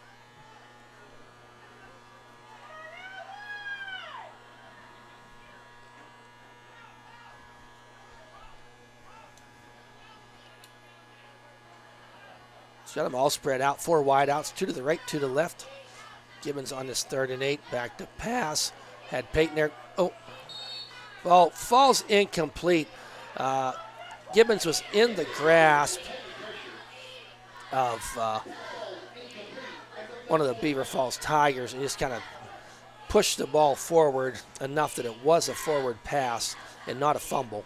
So and there was a receiver in the same zip code. So that's going to That was a long zip code, though. That's going to bring up a 4th and 8. Punt formation now for the Wolverines. That's always got me with the zip code. It's only 5 digits, but in reality it's, 11? Or something like that, where they that first part? I have to Google that one. Okay, the punt falls at the 30-yard line. About a 23-yard punt for Gibbons. He was under some pressure coming in there, so he gets some homework for the weekend. Beaver Falls taking over on their 30-yard line. Or am I thinking postal code? I don't know. One of the codes is you shorten it, but it's in reality like a 9-digit number or something like that. Whatever. Moving on. Too much fun at halftime. Yeah. So, Beaver Falls, their first possession of this half. Got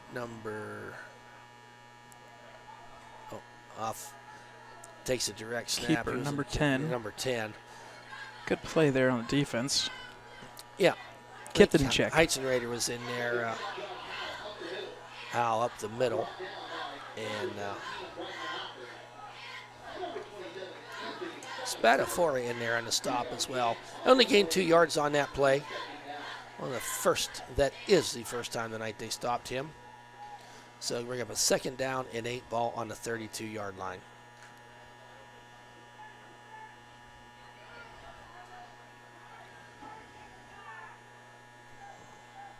Under center is Brickner. I think we might have 2 people moving. Had 2 people really in motion that time. So one slot was kind of trying to inch in. And the men in stripes saw it happen. So 2nd down and 13 now for Beaver Falls. That running play of just 2 yards took their average rushing play down from 31 down to 27. Okay. So the night is young. Yes. They moved again. Same play, and they moved again. So let's make it a 2nd and 18. So 2 back-to-back procedure calls makes it now a 2nd and 18.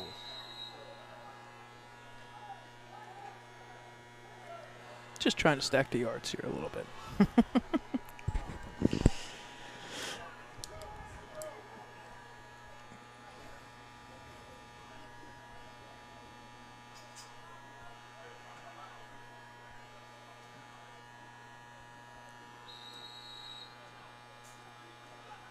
So what do we have happen here? The Tigers take a timeout. Want to regroup and talk about it? We'll take a timeout too. We'll be right back.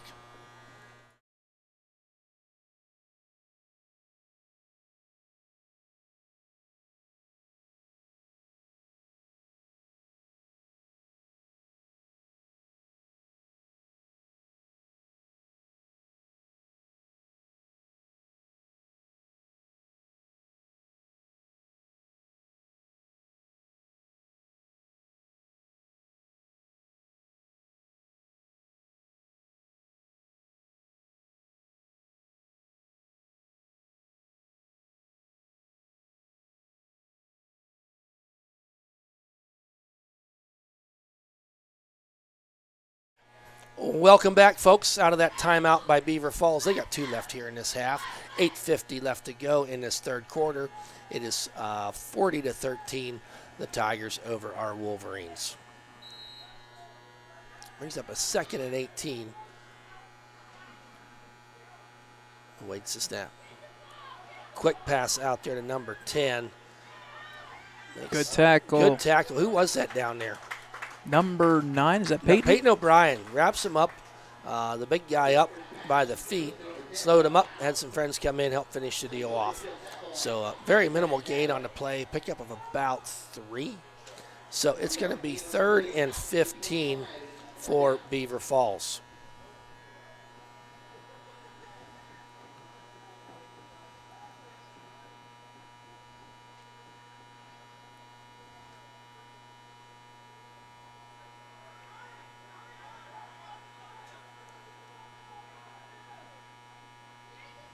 Back to pass. Throws the ball down in there.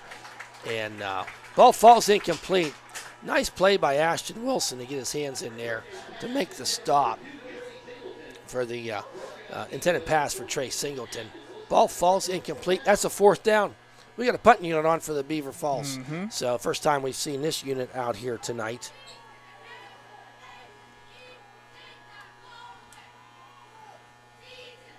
Back is to receive is Ashton Wilson.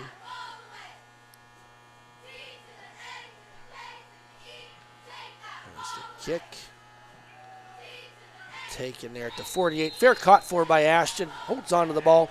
It's going to be Wolverines ball. Nice field position here to start their 2nd drive of this 3rd quarter. being on the losing side of a 40-13 contest. So you kind of hope to see some things happen here in this third and fourth quarter. Nice stop there by the Wolverines defense, aided by penalties. It don't matter how you do it. When you get opportunities like that to stop a team, you got to do it, and they did on that drive.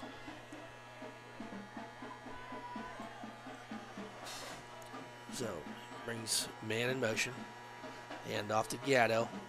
Squirts his way forward through there and picks up about 5 yards on the play.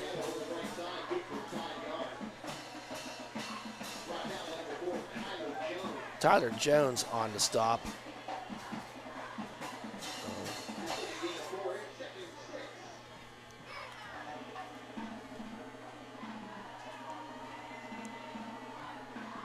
So going to bring up a 2nd down and 6 for this Wolverines offense.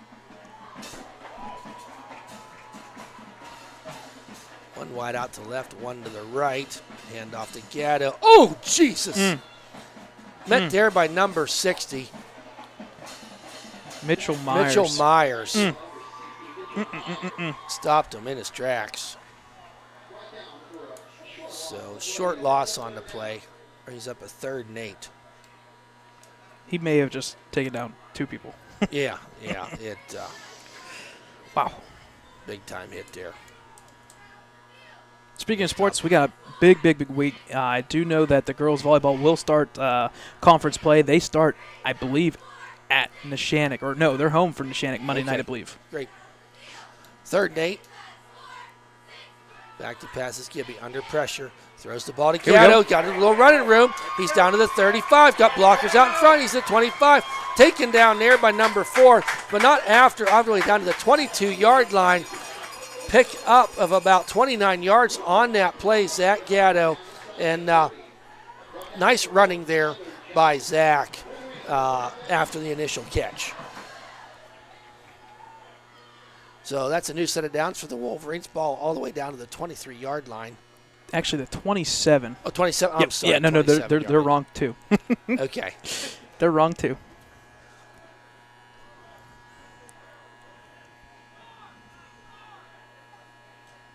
There's a handoff to Gatto. Wiggles his way forward. Positive yardage on the play, probably about 3-4 yards. Going to give him 3. Going to be a 2nd down and 7.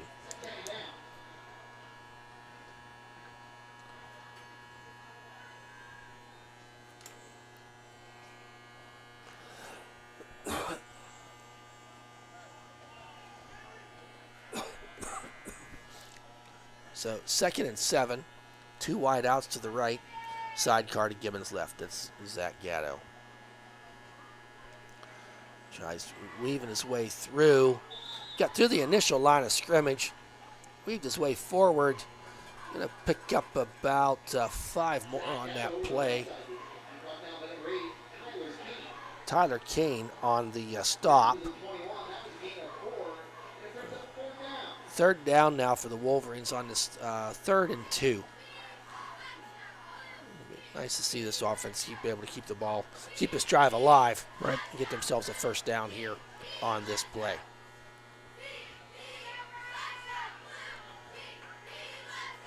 Gibbons in the shotgun. And up to Gatto, makes his way through. It's pretty darn close. Pretty I think close. he's Depends short. on a spot. I think you're right, Brad. I think he might just be a half yard or less short. So 4th and inches, they're going to, I'm assuming, go for it. Oh, by far. And Gatto showing his shiftiness. I mean, he's not a real big kid, and sometimes them defenders from Beaver Falls get their mitts on him and bring him down. But got a little shake and bake to him once he gets over that initial line of scrimmage. So 4th, and they're calling it 1. It's going to be less than that for the Wolverines. 7 seconds to get this play off. They got to hurry. Yeah, Or you got to take a timeout. One of the two. they got it. They got it off. Hand off to that fullback. I don't Going think to he got suspend it. on the spot. I don't think it's a very. Rodney kind of hit that pile and just had nowhere to go. Right. That was a brick wall in front of him. So the Wolverines are did not convert that 4th and 1. So that's ball over on downs. It'll be now Beaver Falls ball at the 19-yard, 20-yard line.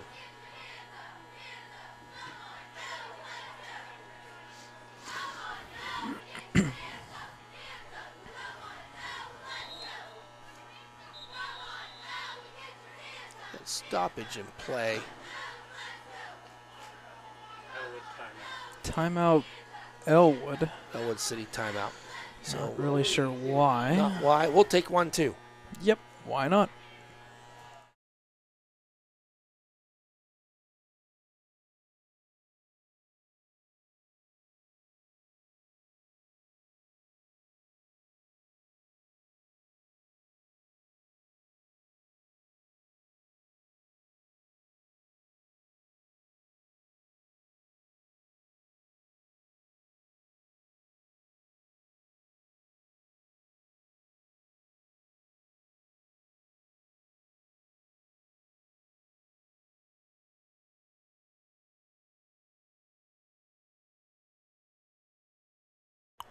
Welcome back, folks, out of that Wolverine timeout. 3:49 left to go here in this third quarter. Wolverines on defense as the Beaver Falls has it 1st and 10 ball on the 19-yard line. So pitch out there to Huff up that left side. He's got a lane. He's at the 45, 50, Come on, 45, Gatto. 40, Oh. 30, 20, 15, 10, 5, touchdown. Good grief. 81-yard run. He's got to be over 250 now for the night. Touchdown, Beaver Falls, just like that. 46-13. Number 10, right? Yep. Number 10. 82 yards. So, and Wow. he made it look rather easy, honestly. Yes, he did. He did. Once he got to the 50-yard line, he was gone. So they're going to go for 2 again, it appears. They get these 2 points. We got running clock. Yes.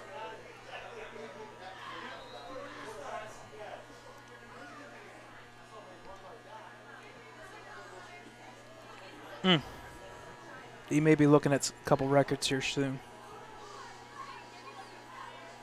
Here's the 2-point conversion. Hand off, makes a man miss around that left side. In goes Tyler Jones for the 2-point conversion. It is now 48-35. I'm going to call it, Brad, mercy me.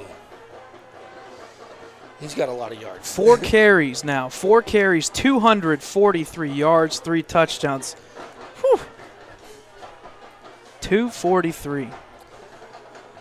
A team may get that by the end of the game. Right. They're up to 536 now. On rushing. Or Total yards. total. Total yards. 536. Pick. 4 carries, 243, 3 touchdowns. 4 carries, 130 yards, 3 touchdowns. There's your two running backs. Yep. Whew. Livingston and Huff. I think we're going to make a joke here at the end of the game. Huff, he puffed, made it into the end zone. No, okay. Yeah.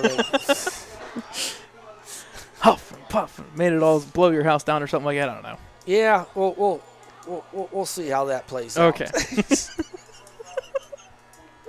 So, We got a whole nother quarter. I know we do. Too good. All right, Wilson and Gatto back to receive. There's a drive taken there at the 18-yard line by Wilson. Up that right side. Special teams There's once a again. miss on down to 40, all the way down to the 35-yard line. It was Ashton Wilson from the 18 to the 35. Nice run there by Ashton Wilson on the return. 47-yard return. 47-yard return. All the way down to the Beaver Falls 35-yard line.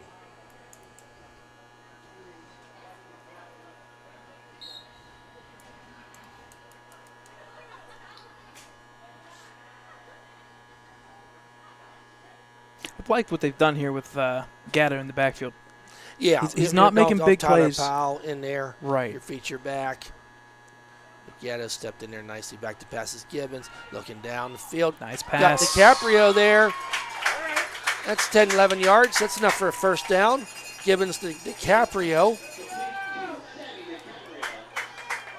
That's going to be a first down for the Wolverines. Ball on the 25-yard line.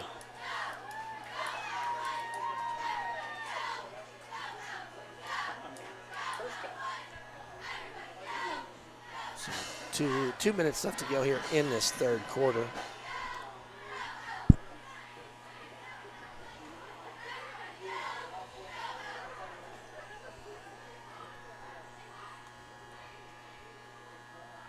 Sends a man in motion. Hand off to Gatto. Met there quickly. Tried to reverse his way. Nothing happening because big number 63. Samari McCoy. He's a freshman, 6'2", 215. Stayed at home there to stop him. So 2nd and 9.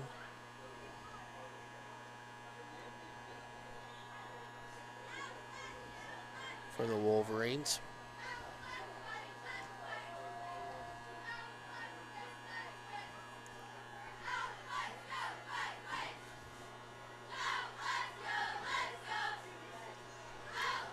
Back to passes Gibbons. Throws the ball out there. Oh, nice try to get that ball was Aaron Hobo. A little far for him. Got a hand on it. Tried to pull it in. Ball falls incomplete. Going to bring up a 3rd and 9. For the Wolverines. Ball on the 24-yard line. I know we're not jinxing this, but just crossing paths here a little bit. I just got the alert on my phone. The Pittsburgh Pirates have a no-hitter through 5. Mitch Keller once again. Say that again? A no-hitter through 5 for the Pirates. Mitch Keller. He went 7 last time. He did. He's been pretty well pitching-wise for the Pirates. They're going to mess up on a first-round pick. 3rd and 9. Gibbons running for his life. Throws it out there. Caught Number 9. by Peyton O'Brien. Not enough for a first down, but got a lot of those yards back. What looked like it'd be a sack. Nice catch there. Man down on the field. Number 53, Cameron Reynolds. Let's wait to see. I think we're looking at a cramp. For Cameron down Looks there. like it. Looks like a cramp. 9 times out of 10 when that leg goes up in the air by a trainer, you're yeah. cramping. Looking like a cramp. So, I mean, you were just talking about, we'll talk about the Pirates here in a minute. I hadn't really paid that much attention. I knew they were not good, and I knew that they were in contention for that first-round pick. There's a kid out there that think it's pretty good everybody wants. I couldn't believe with 3 games left in the season there was somebody else to being as close to bad as them.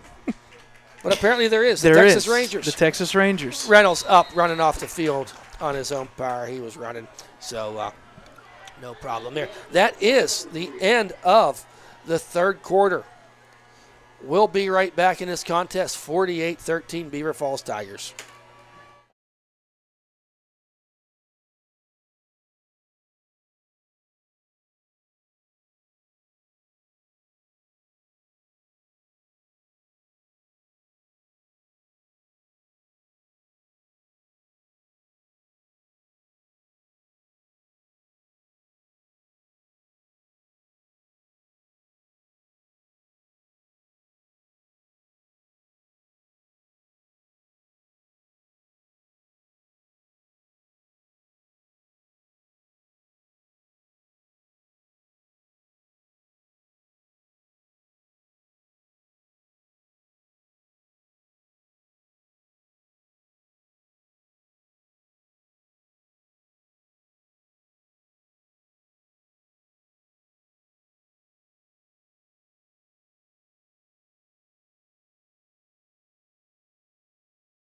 Folks, 4th and 2 at the 17-yard line.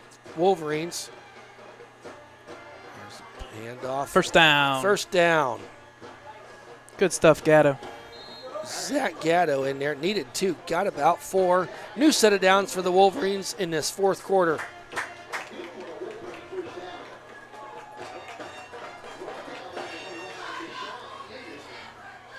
So ball now on the 13-yard line.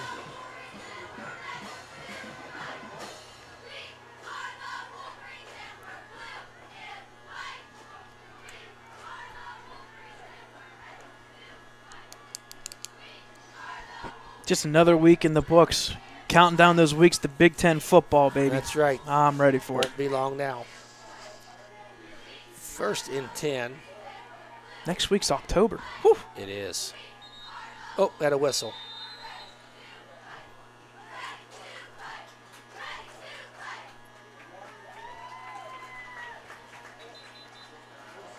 I think there's a timeout. I believe Ellwood? so. I think timeout Ellwood City. Clock is still running. Saying Big Ten football, and this just triggered my mind. We need to thank 2 people tonight for the homecoming festivities. Dina Noble and Mrs. Pigza. Yep. For their help as senior class sponsors. And I know they had put a lot of time in. Right. Not sure if it was going to be a homecoming, the social distancing, how they're going to handle it. And that's a quick turnaround when you were told and were allowed. Yeah, So, yeah. real good work. So appreciate everything that they do. And Big Ten, Mrs. Pigza is a huge Penn State fan. So that She tells reminds you, me that every tells once you- in a while. That tells you right there how great of a person she is, because that just makes a great person even better when you think about it, Brad. You know, so, Go blue. You take whatever blue you want. Go blue, whatever you want to call it. But I just wanted to be sure to do that before the night was over, to be sure to thank them. Yes. For their Very time good that they job. put in. And it's awesome. That may be the first time I've ever seen the crowning of the king outside of the school day. Yeah, because they couldn't have a pep Yep. rally, a social distancing in school. Yep. They did it here today. So, hey, 1st and 10, ball on the 13. Gibbons back to pass. Good look. Here it is. Good. Wide open There, touchdown. yeah, touchdown. Aaron Hobel, 13 yards. Gibbons to Hobel. Beautiful design on that play. And Hobel found his way toward the back behind everybody else. Got the ball. Nice pass, nice catch. 13 yards for the strike. Yep, that makes it 48-19. Looks like we're kicking because I see RJ going out. Yep, Yeah, we got we'll RJ take the coming kicking out every there time. for the kick. So good for senior Ryan Gibbons. That's his second touchdown tonight. Yes, our co-homecoming king. Throwing the ball out there, RJ Wilson. Jay, Awaits the snap. Kick is down. Looks Ball good to is me. Up. I like it. And so do the men in stripes. That's a score for the Wolverines. It's 10:18 left to go here in this 4th quarter. It is 48-20. So some positive things coming out of tonight. Yes, they're not winning. Yes, the Beaver Falls offense is what it is. They're just a powerhouse. And they blew out Riverside. Who was their other? Who else they beat? oh boy. It's okay. I thought it 'cause was- whatever it was. They beat them big. Yeah. Who was it? I honestly don't remember. Yeah, I am just having a. Let's see. Freedom was New Brighton. Would have been Beaver Falls and Laurel. Well, yeah, that's their 2 games. Okay, so Beaver Falls beat and Riverside Laurel and Riverside. Laurel. And Laurel That's played them right. pretty tough. They still, I think Beaver Falls still scored like 42 points Yeah. that night. yeah. But Laurel did fight with them. It wasn't Yeah. until that 4th quarter or 3rd Yeah, quarter where yeah. they started And scoring. in that game. And I heard that on the way home on 92.1. Yes. And don't forget about our friends at 107.3. Gosh, we got to get a bumper We'll sticker figure or this out at something. some point. Our friends at XCD 107.3, Ellwood City Radio. They air us. And 92.1, I forget the guy's name, but he has a great wrap-up Don show. Rebel. Don Rebel on Friday nights, driving home from the game. Just great coverage at WPIAL. Run up in the kick, end over end kick taken there at the 20-yard line by number 2. Weaves his way, got a hole up the middle. Closed in quickly there. A Uh-oh. huge flag. in Yeah, there. yep. That's not good. Rodney 52 Grimes and at the stop. 52 and 28 there. DiCaprio were kind of getting in there. Yeah, I don't think that was the flag, though. No, I don't But think so. Ashton Wilson coming up there, a little bit of a flat tire there, limping a little bit. Not sure if it's a cramp or just what it is. So holding against the Tigers, going to bring that back 10 yards from the spot of the foul.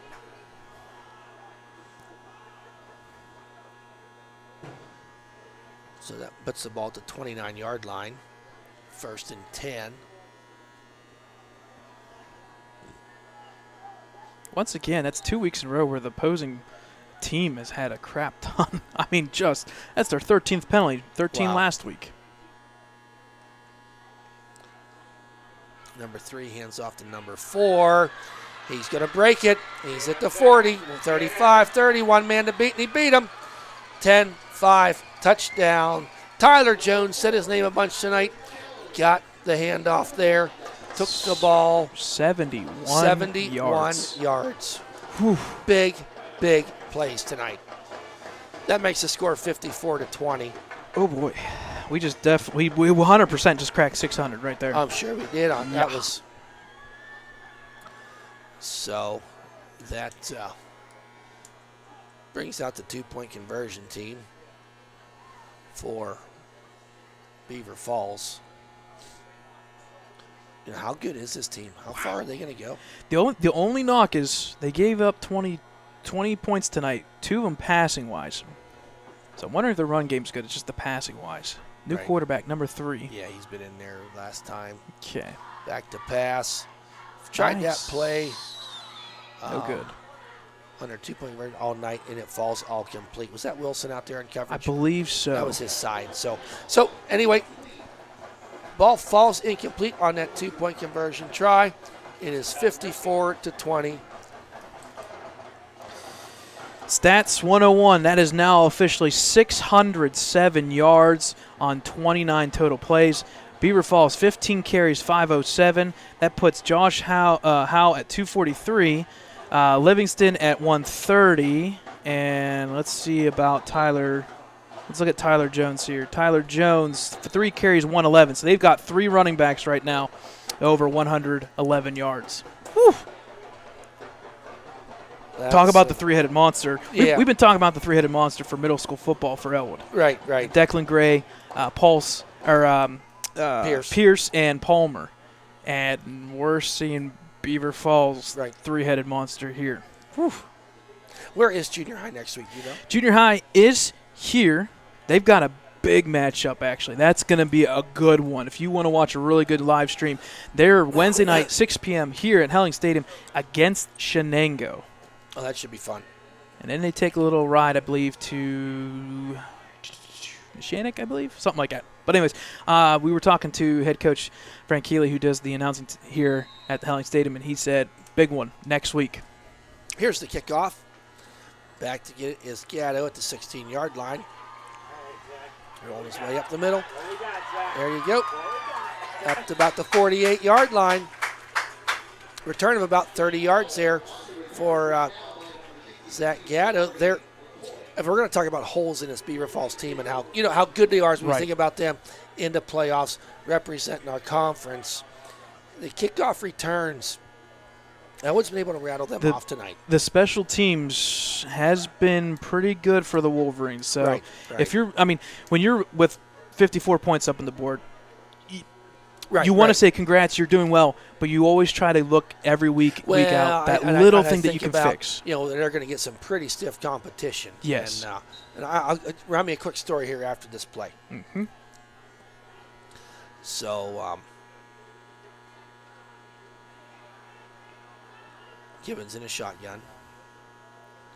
There's the handoff to Gatto. Weaves his way through. Nice cut. Keep pushing, baby. Push to Powell. He might have enough for a first down. Good stuff. Yep, give him a first down. 10 yards for Gatto. Here's probably been 5 years ago when my son was playing. We were down in Aliquippa, and they beat us like 58-6. I'm coming out of the stadium. I'm walking out with these guys from Aliquippa. They had their Aliquippa red on. I said, hey, guys, congratulations. You smoked us. You know, you killed us tonight. Good luck in your run for the state championship. Here's this play. Gibbons, handoff to Gatto again around that right side.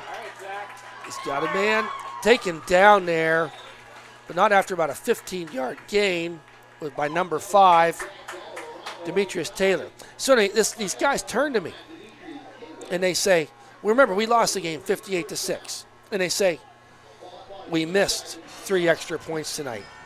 You don't win state championships by missing extra points. Right. And it's just like that was that mentality. Fast forward, state championships, Aliquippa loses by a couple points because they missed extra points. So, when you think Beaver Falls is that caliber of a team that they could go a long way. Gibbons back to pass. Got Sammy down there. Throw it. Oh, missed him. There's the throw. Once again to Hobel. Not much gain on the play, about a yard at the original line of scrimmage. Gibbons was under pressure and just could not get his feet set for his initial receiver downfield. A nice way for Gibbons to look off a couple receivers to find Hobel standing down there. Pick up a 4.5 on the play. 3, they say. Going to bring up a 2nd down and 7. 5:30 here to left to go in this contest. Stick around, folks. After the game, we'll have some quick stats for you. We're going to show the band as they play the alma mater for the players. Back to pass. Gibbons got a man there, number 18, all the way down to the 5-yard line. That was Caden Kreiser on the catch. That's enough for a 1st down. Down to the 6-yard line. Down to the 6. Picked up about 14 on that play, did he, Brad? Yep, 14. So 1st and goal for the Wolverines. Just under 5 minutes to go here in this game.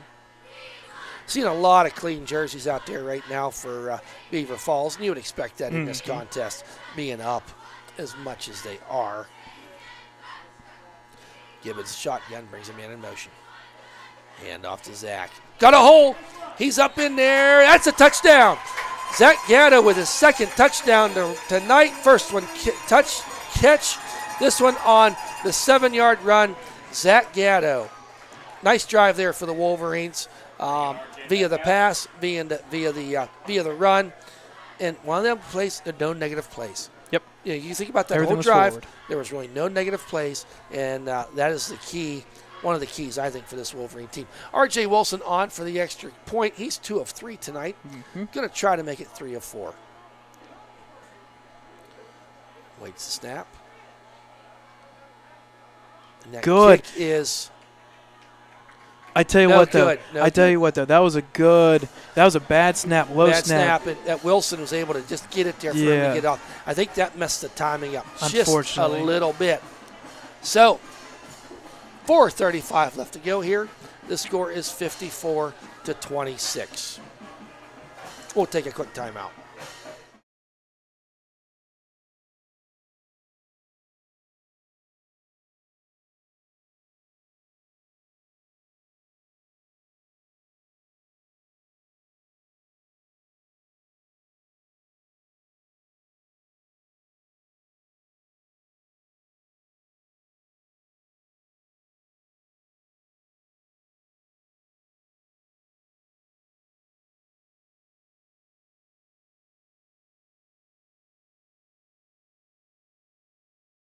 Welcome back, folks, after that Wolverine scoring drive.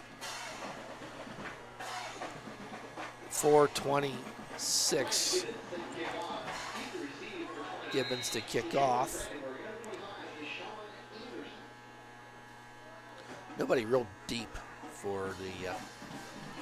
They got 6 guys up on the front line.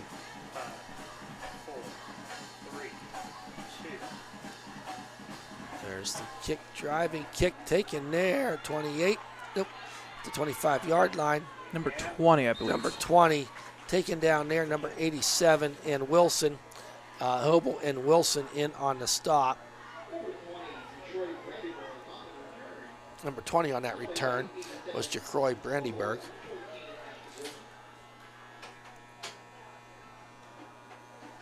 So 3:41 on this rolling clock.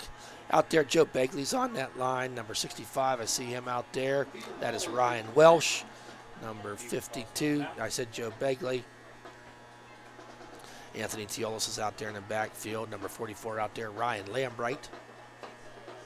I think we had Beaver Falls timeout here. I think they're going to start subbing the rest of those players. Yeah, I think that's kind of, in Ellwood, I think they just kind of conceded to say, hey, this last year, is there a JV game tomorrow? Unfortunately, I don't think there will be a JV game this year. It's not really just us, but almost all of Lawrence County JV teams are probably not playing because there's not enough players for Saturday. So that's what I'm assuming here. We do know that tomorrow's game is canceled. I'm assuming for the rest of the year, it's unfortunately. looking that way. Yeah. We'll keep you updated if anything changes. But Nice to see these guys get in there. Right. Chase Wilson's out there, number 11.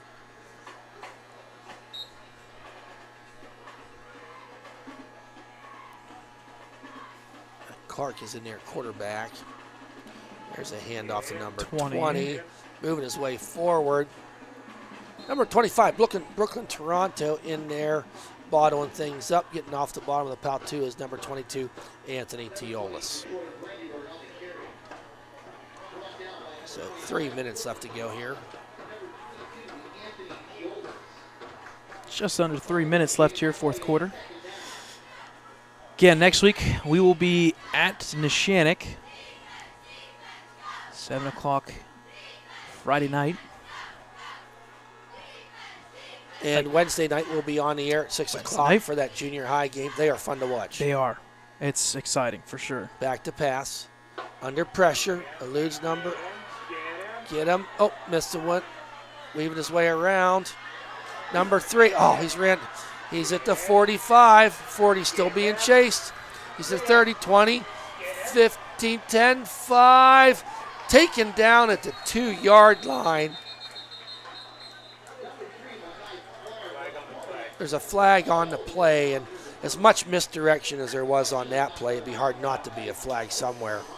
I think the official, he's standing here at the 35-ish, which means he's going to get the yardage somewhat. Right. I mean, heavy pursuit there by Chase Wilson early on in the play. Another Ellwood back there too.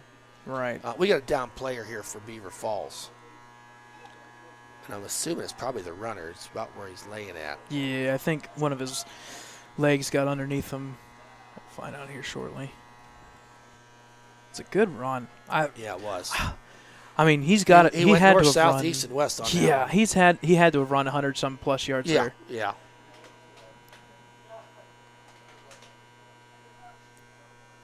I believe they got his leg up, so kind of looking like another cramp. Yeah, that's what I'm thinking too. But yep, he's up on his He's up. feet. So yeah, that was the runner, number 3, Mickey Clark. But we'll wait to see now what the penalty was. I'm thinking blocking the back, and Something. there was it Holding. looked like a crack block or whatever they're going to call Right. that. The kid didn't hit it Okay, so he got down to Helmet the to helmet. 28. helmet to helmet. So he's going to get 31 yards. But the penalty is going to bring it back to the 44. 44. But Yeah, something like that. I remember seeing that coming across, and I didn't think it was a penalty, but they are really cracking down on those. In the NFL, we call them crack blocks, kind of Right. blind side. And if you hit them high, they're going to call it helmet to helmet. Yep. Buck 47 left to go here in this contest.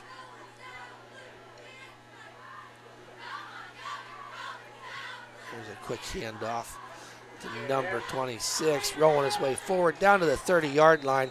Number 15, Michael Sweezy is there to help with that stop.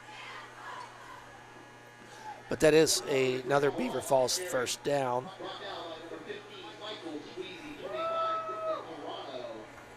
Brooklyn Toronto in there on that tackle as well.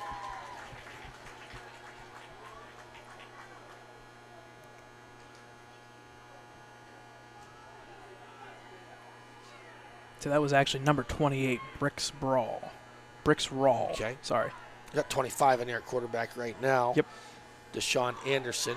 So now it's number 20. And off number 20, misses one guy. Cuts his way. Nice takedown there. That was number 22, Anthony Teolis, with the stop. After a pickup of about 5, we got 36 seconds. The play clock and the game clock are virtually the same. So we'll see if they run another play here.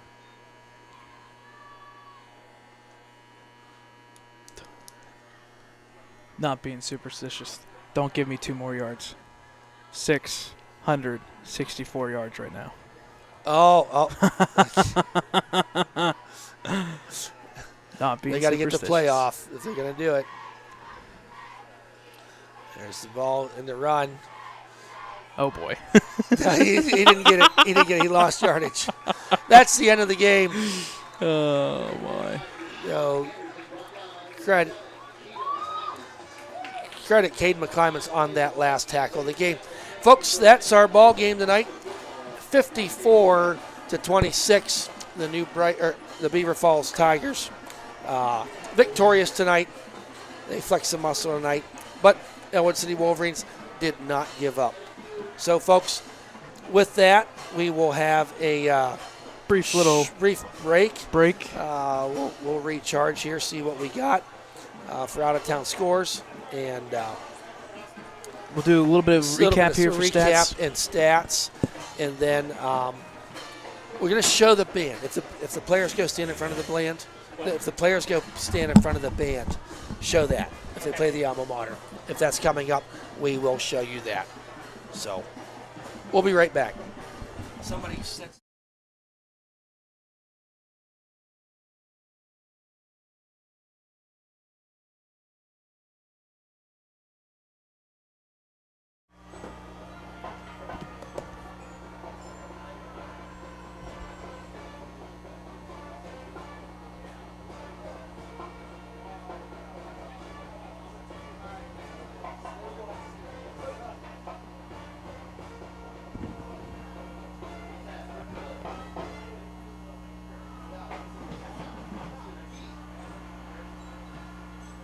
Yeah, down here. You showing that?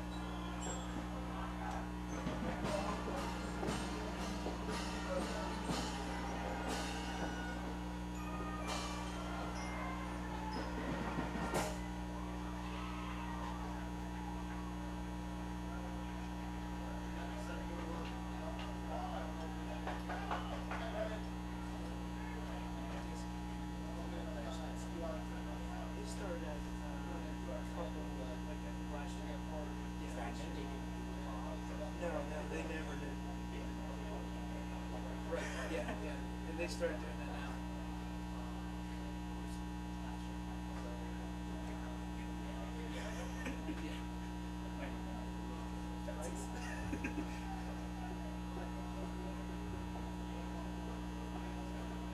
There's 2 for 4 on kicks, but he got the win tonight. Right, yeah, and the kicks actually looked half decent. It's just little knick-knack things up here.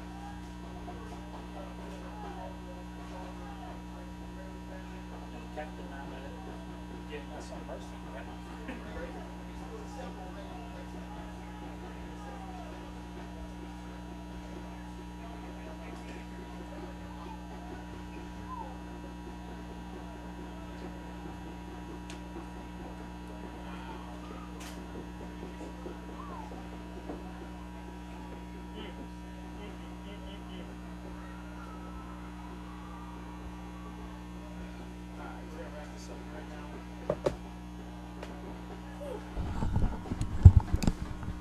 All right, welcome back, folks.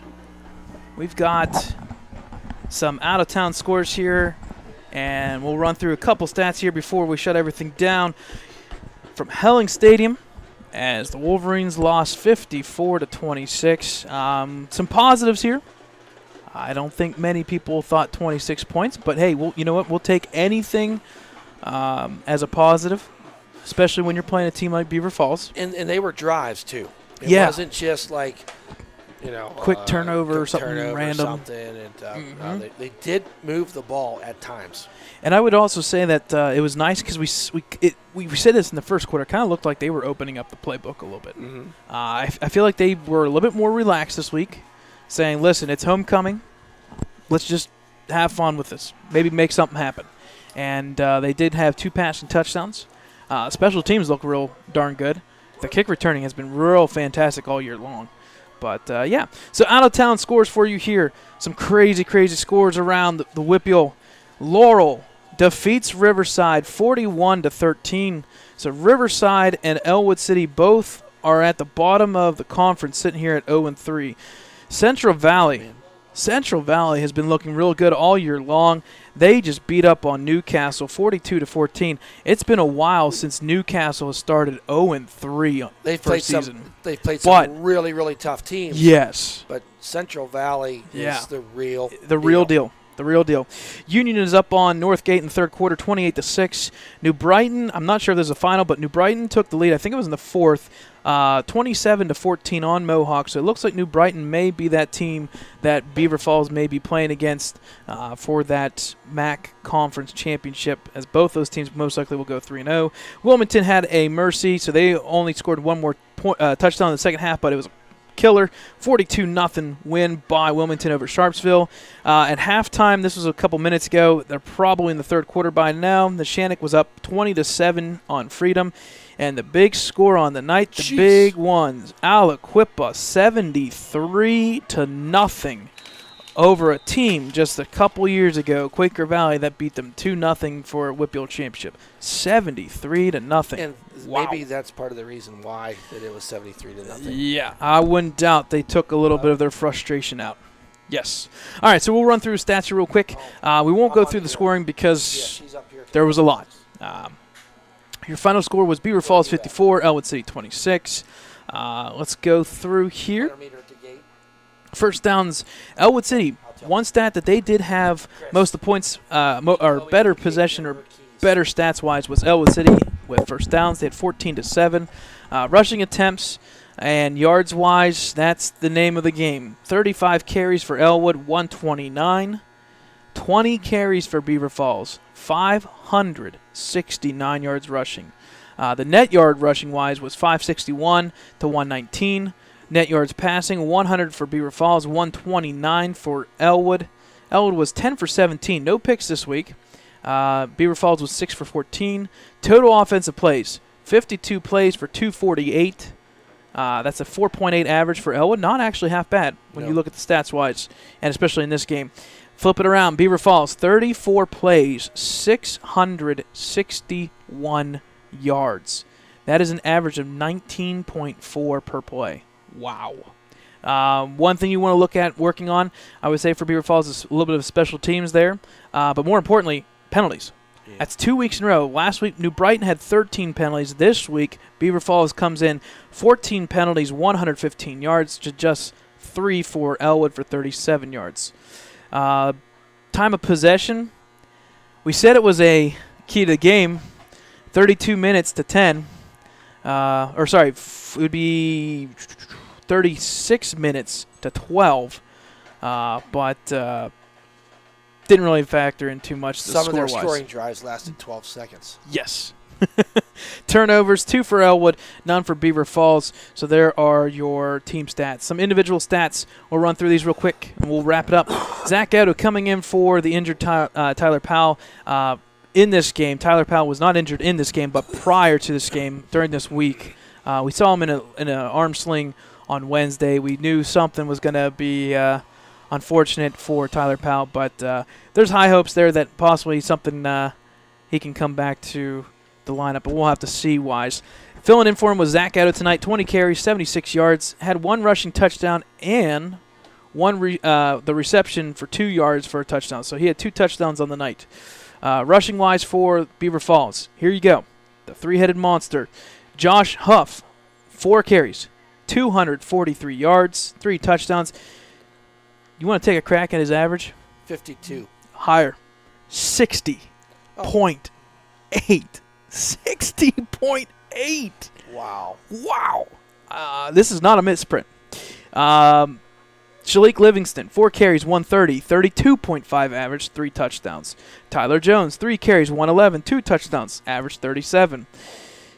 Mecky Clark, 1 carry, 31 yards, so an average 31. So Beaver Falls had 4 players averaging more than 30 yards per carry. Wow. Just crazy. And the only play that was negative rushing was that very last play. Right. Deshaun Henderson, minus 3 yards. Kind of chuck change, but nonetheless, wow. Total 561 rushing. Passing-wise for Beaver Falls, leader was Jaron Brickner, 5 for 13 for 91. Shalik Livingston was 1 for 1 for 9. Ryan Gibbons, good night this week. He had a tough first 2 weeks. Not a lot of passing plays that were very successful in those first 2 weeks. Comes in this game tonight, 10 for 17, 129, 2 touchdowns. Looked a little bit more comfortable at times throwing the ball wise. Receiving, Ashton Wilson, 1 catch, 38 yards. Aaron Hobel, 3 catches, 27 with that 1 touchdown. And also Zach Gatto, 2 for 23, 1 touchdown. Receiving wise for Beaver Falls, Shalik Livingston, 1 for 53 yards. So there's your individual stats. Again, tonight's big stat line, rushing. Wow, ran all times over. 3. So final score, 54-26, Beaver Falls Tigers. I'll pass it back over to Thad. He'll send us out. Thank you, Brad. We will be on the air next week, probably 6:45 from Neshannock High School. And we will also be on the air for the junior high football game. We're still going to be covering some of these other sports, even though the spectators can go there. Maybe not as in depth. I don't know, Brad, what your side of it is. But always check us out at ecwolverines.com. Subscribe to our YouTube page, Ellwood City Wolverines, and they'll get an alert anytime that we're at a sporting event. Wonderful night for homecoming. Once again, congratulations to Sarah Boots, crowned our homecoming queen tonight, and congratulations to all the other girls on the homecoming court.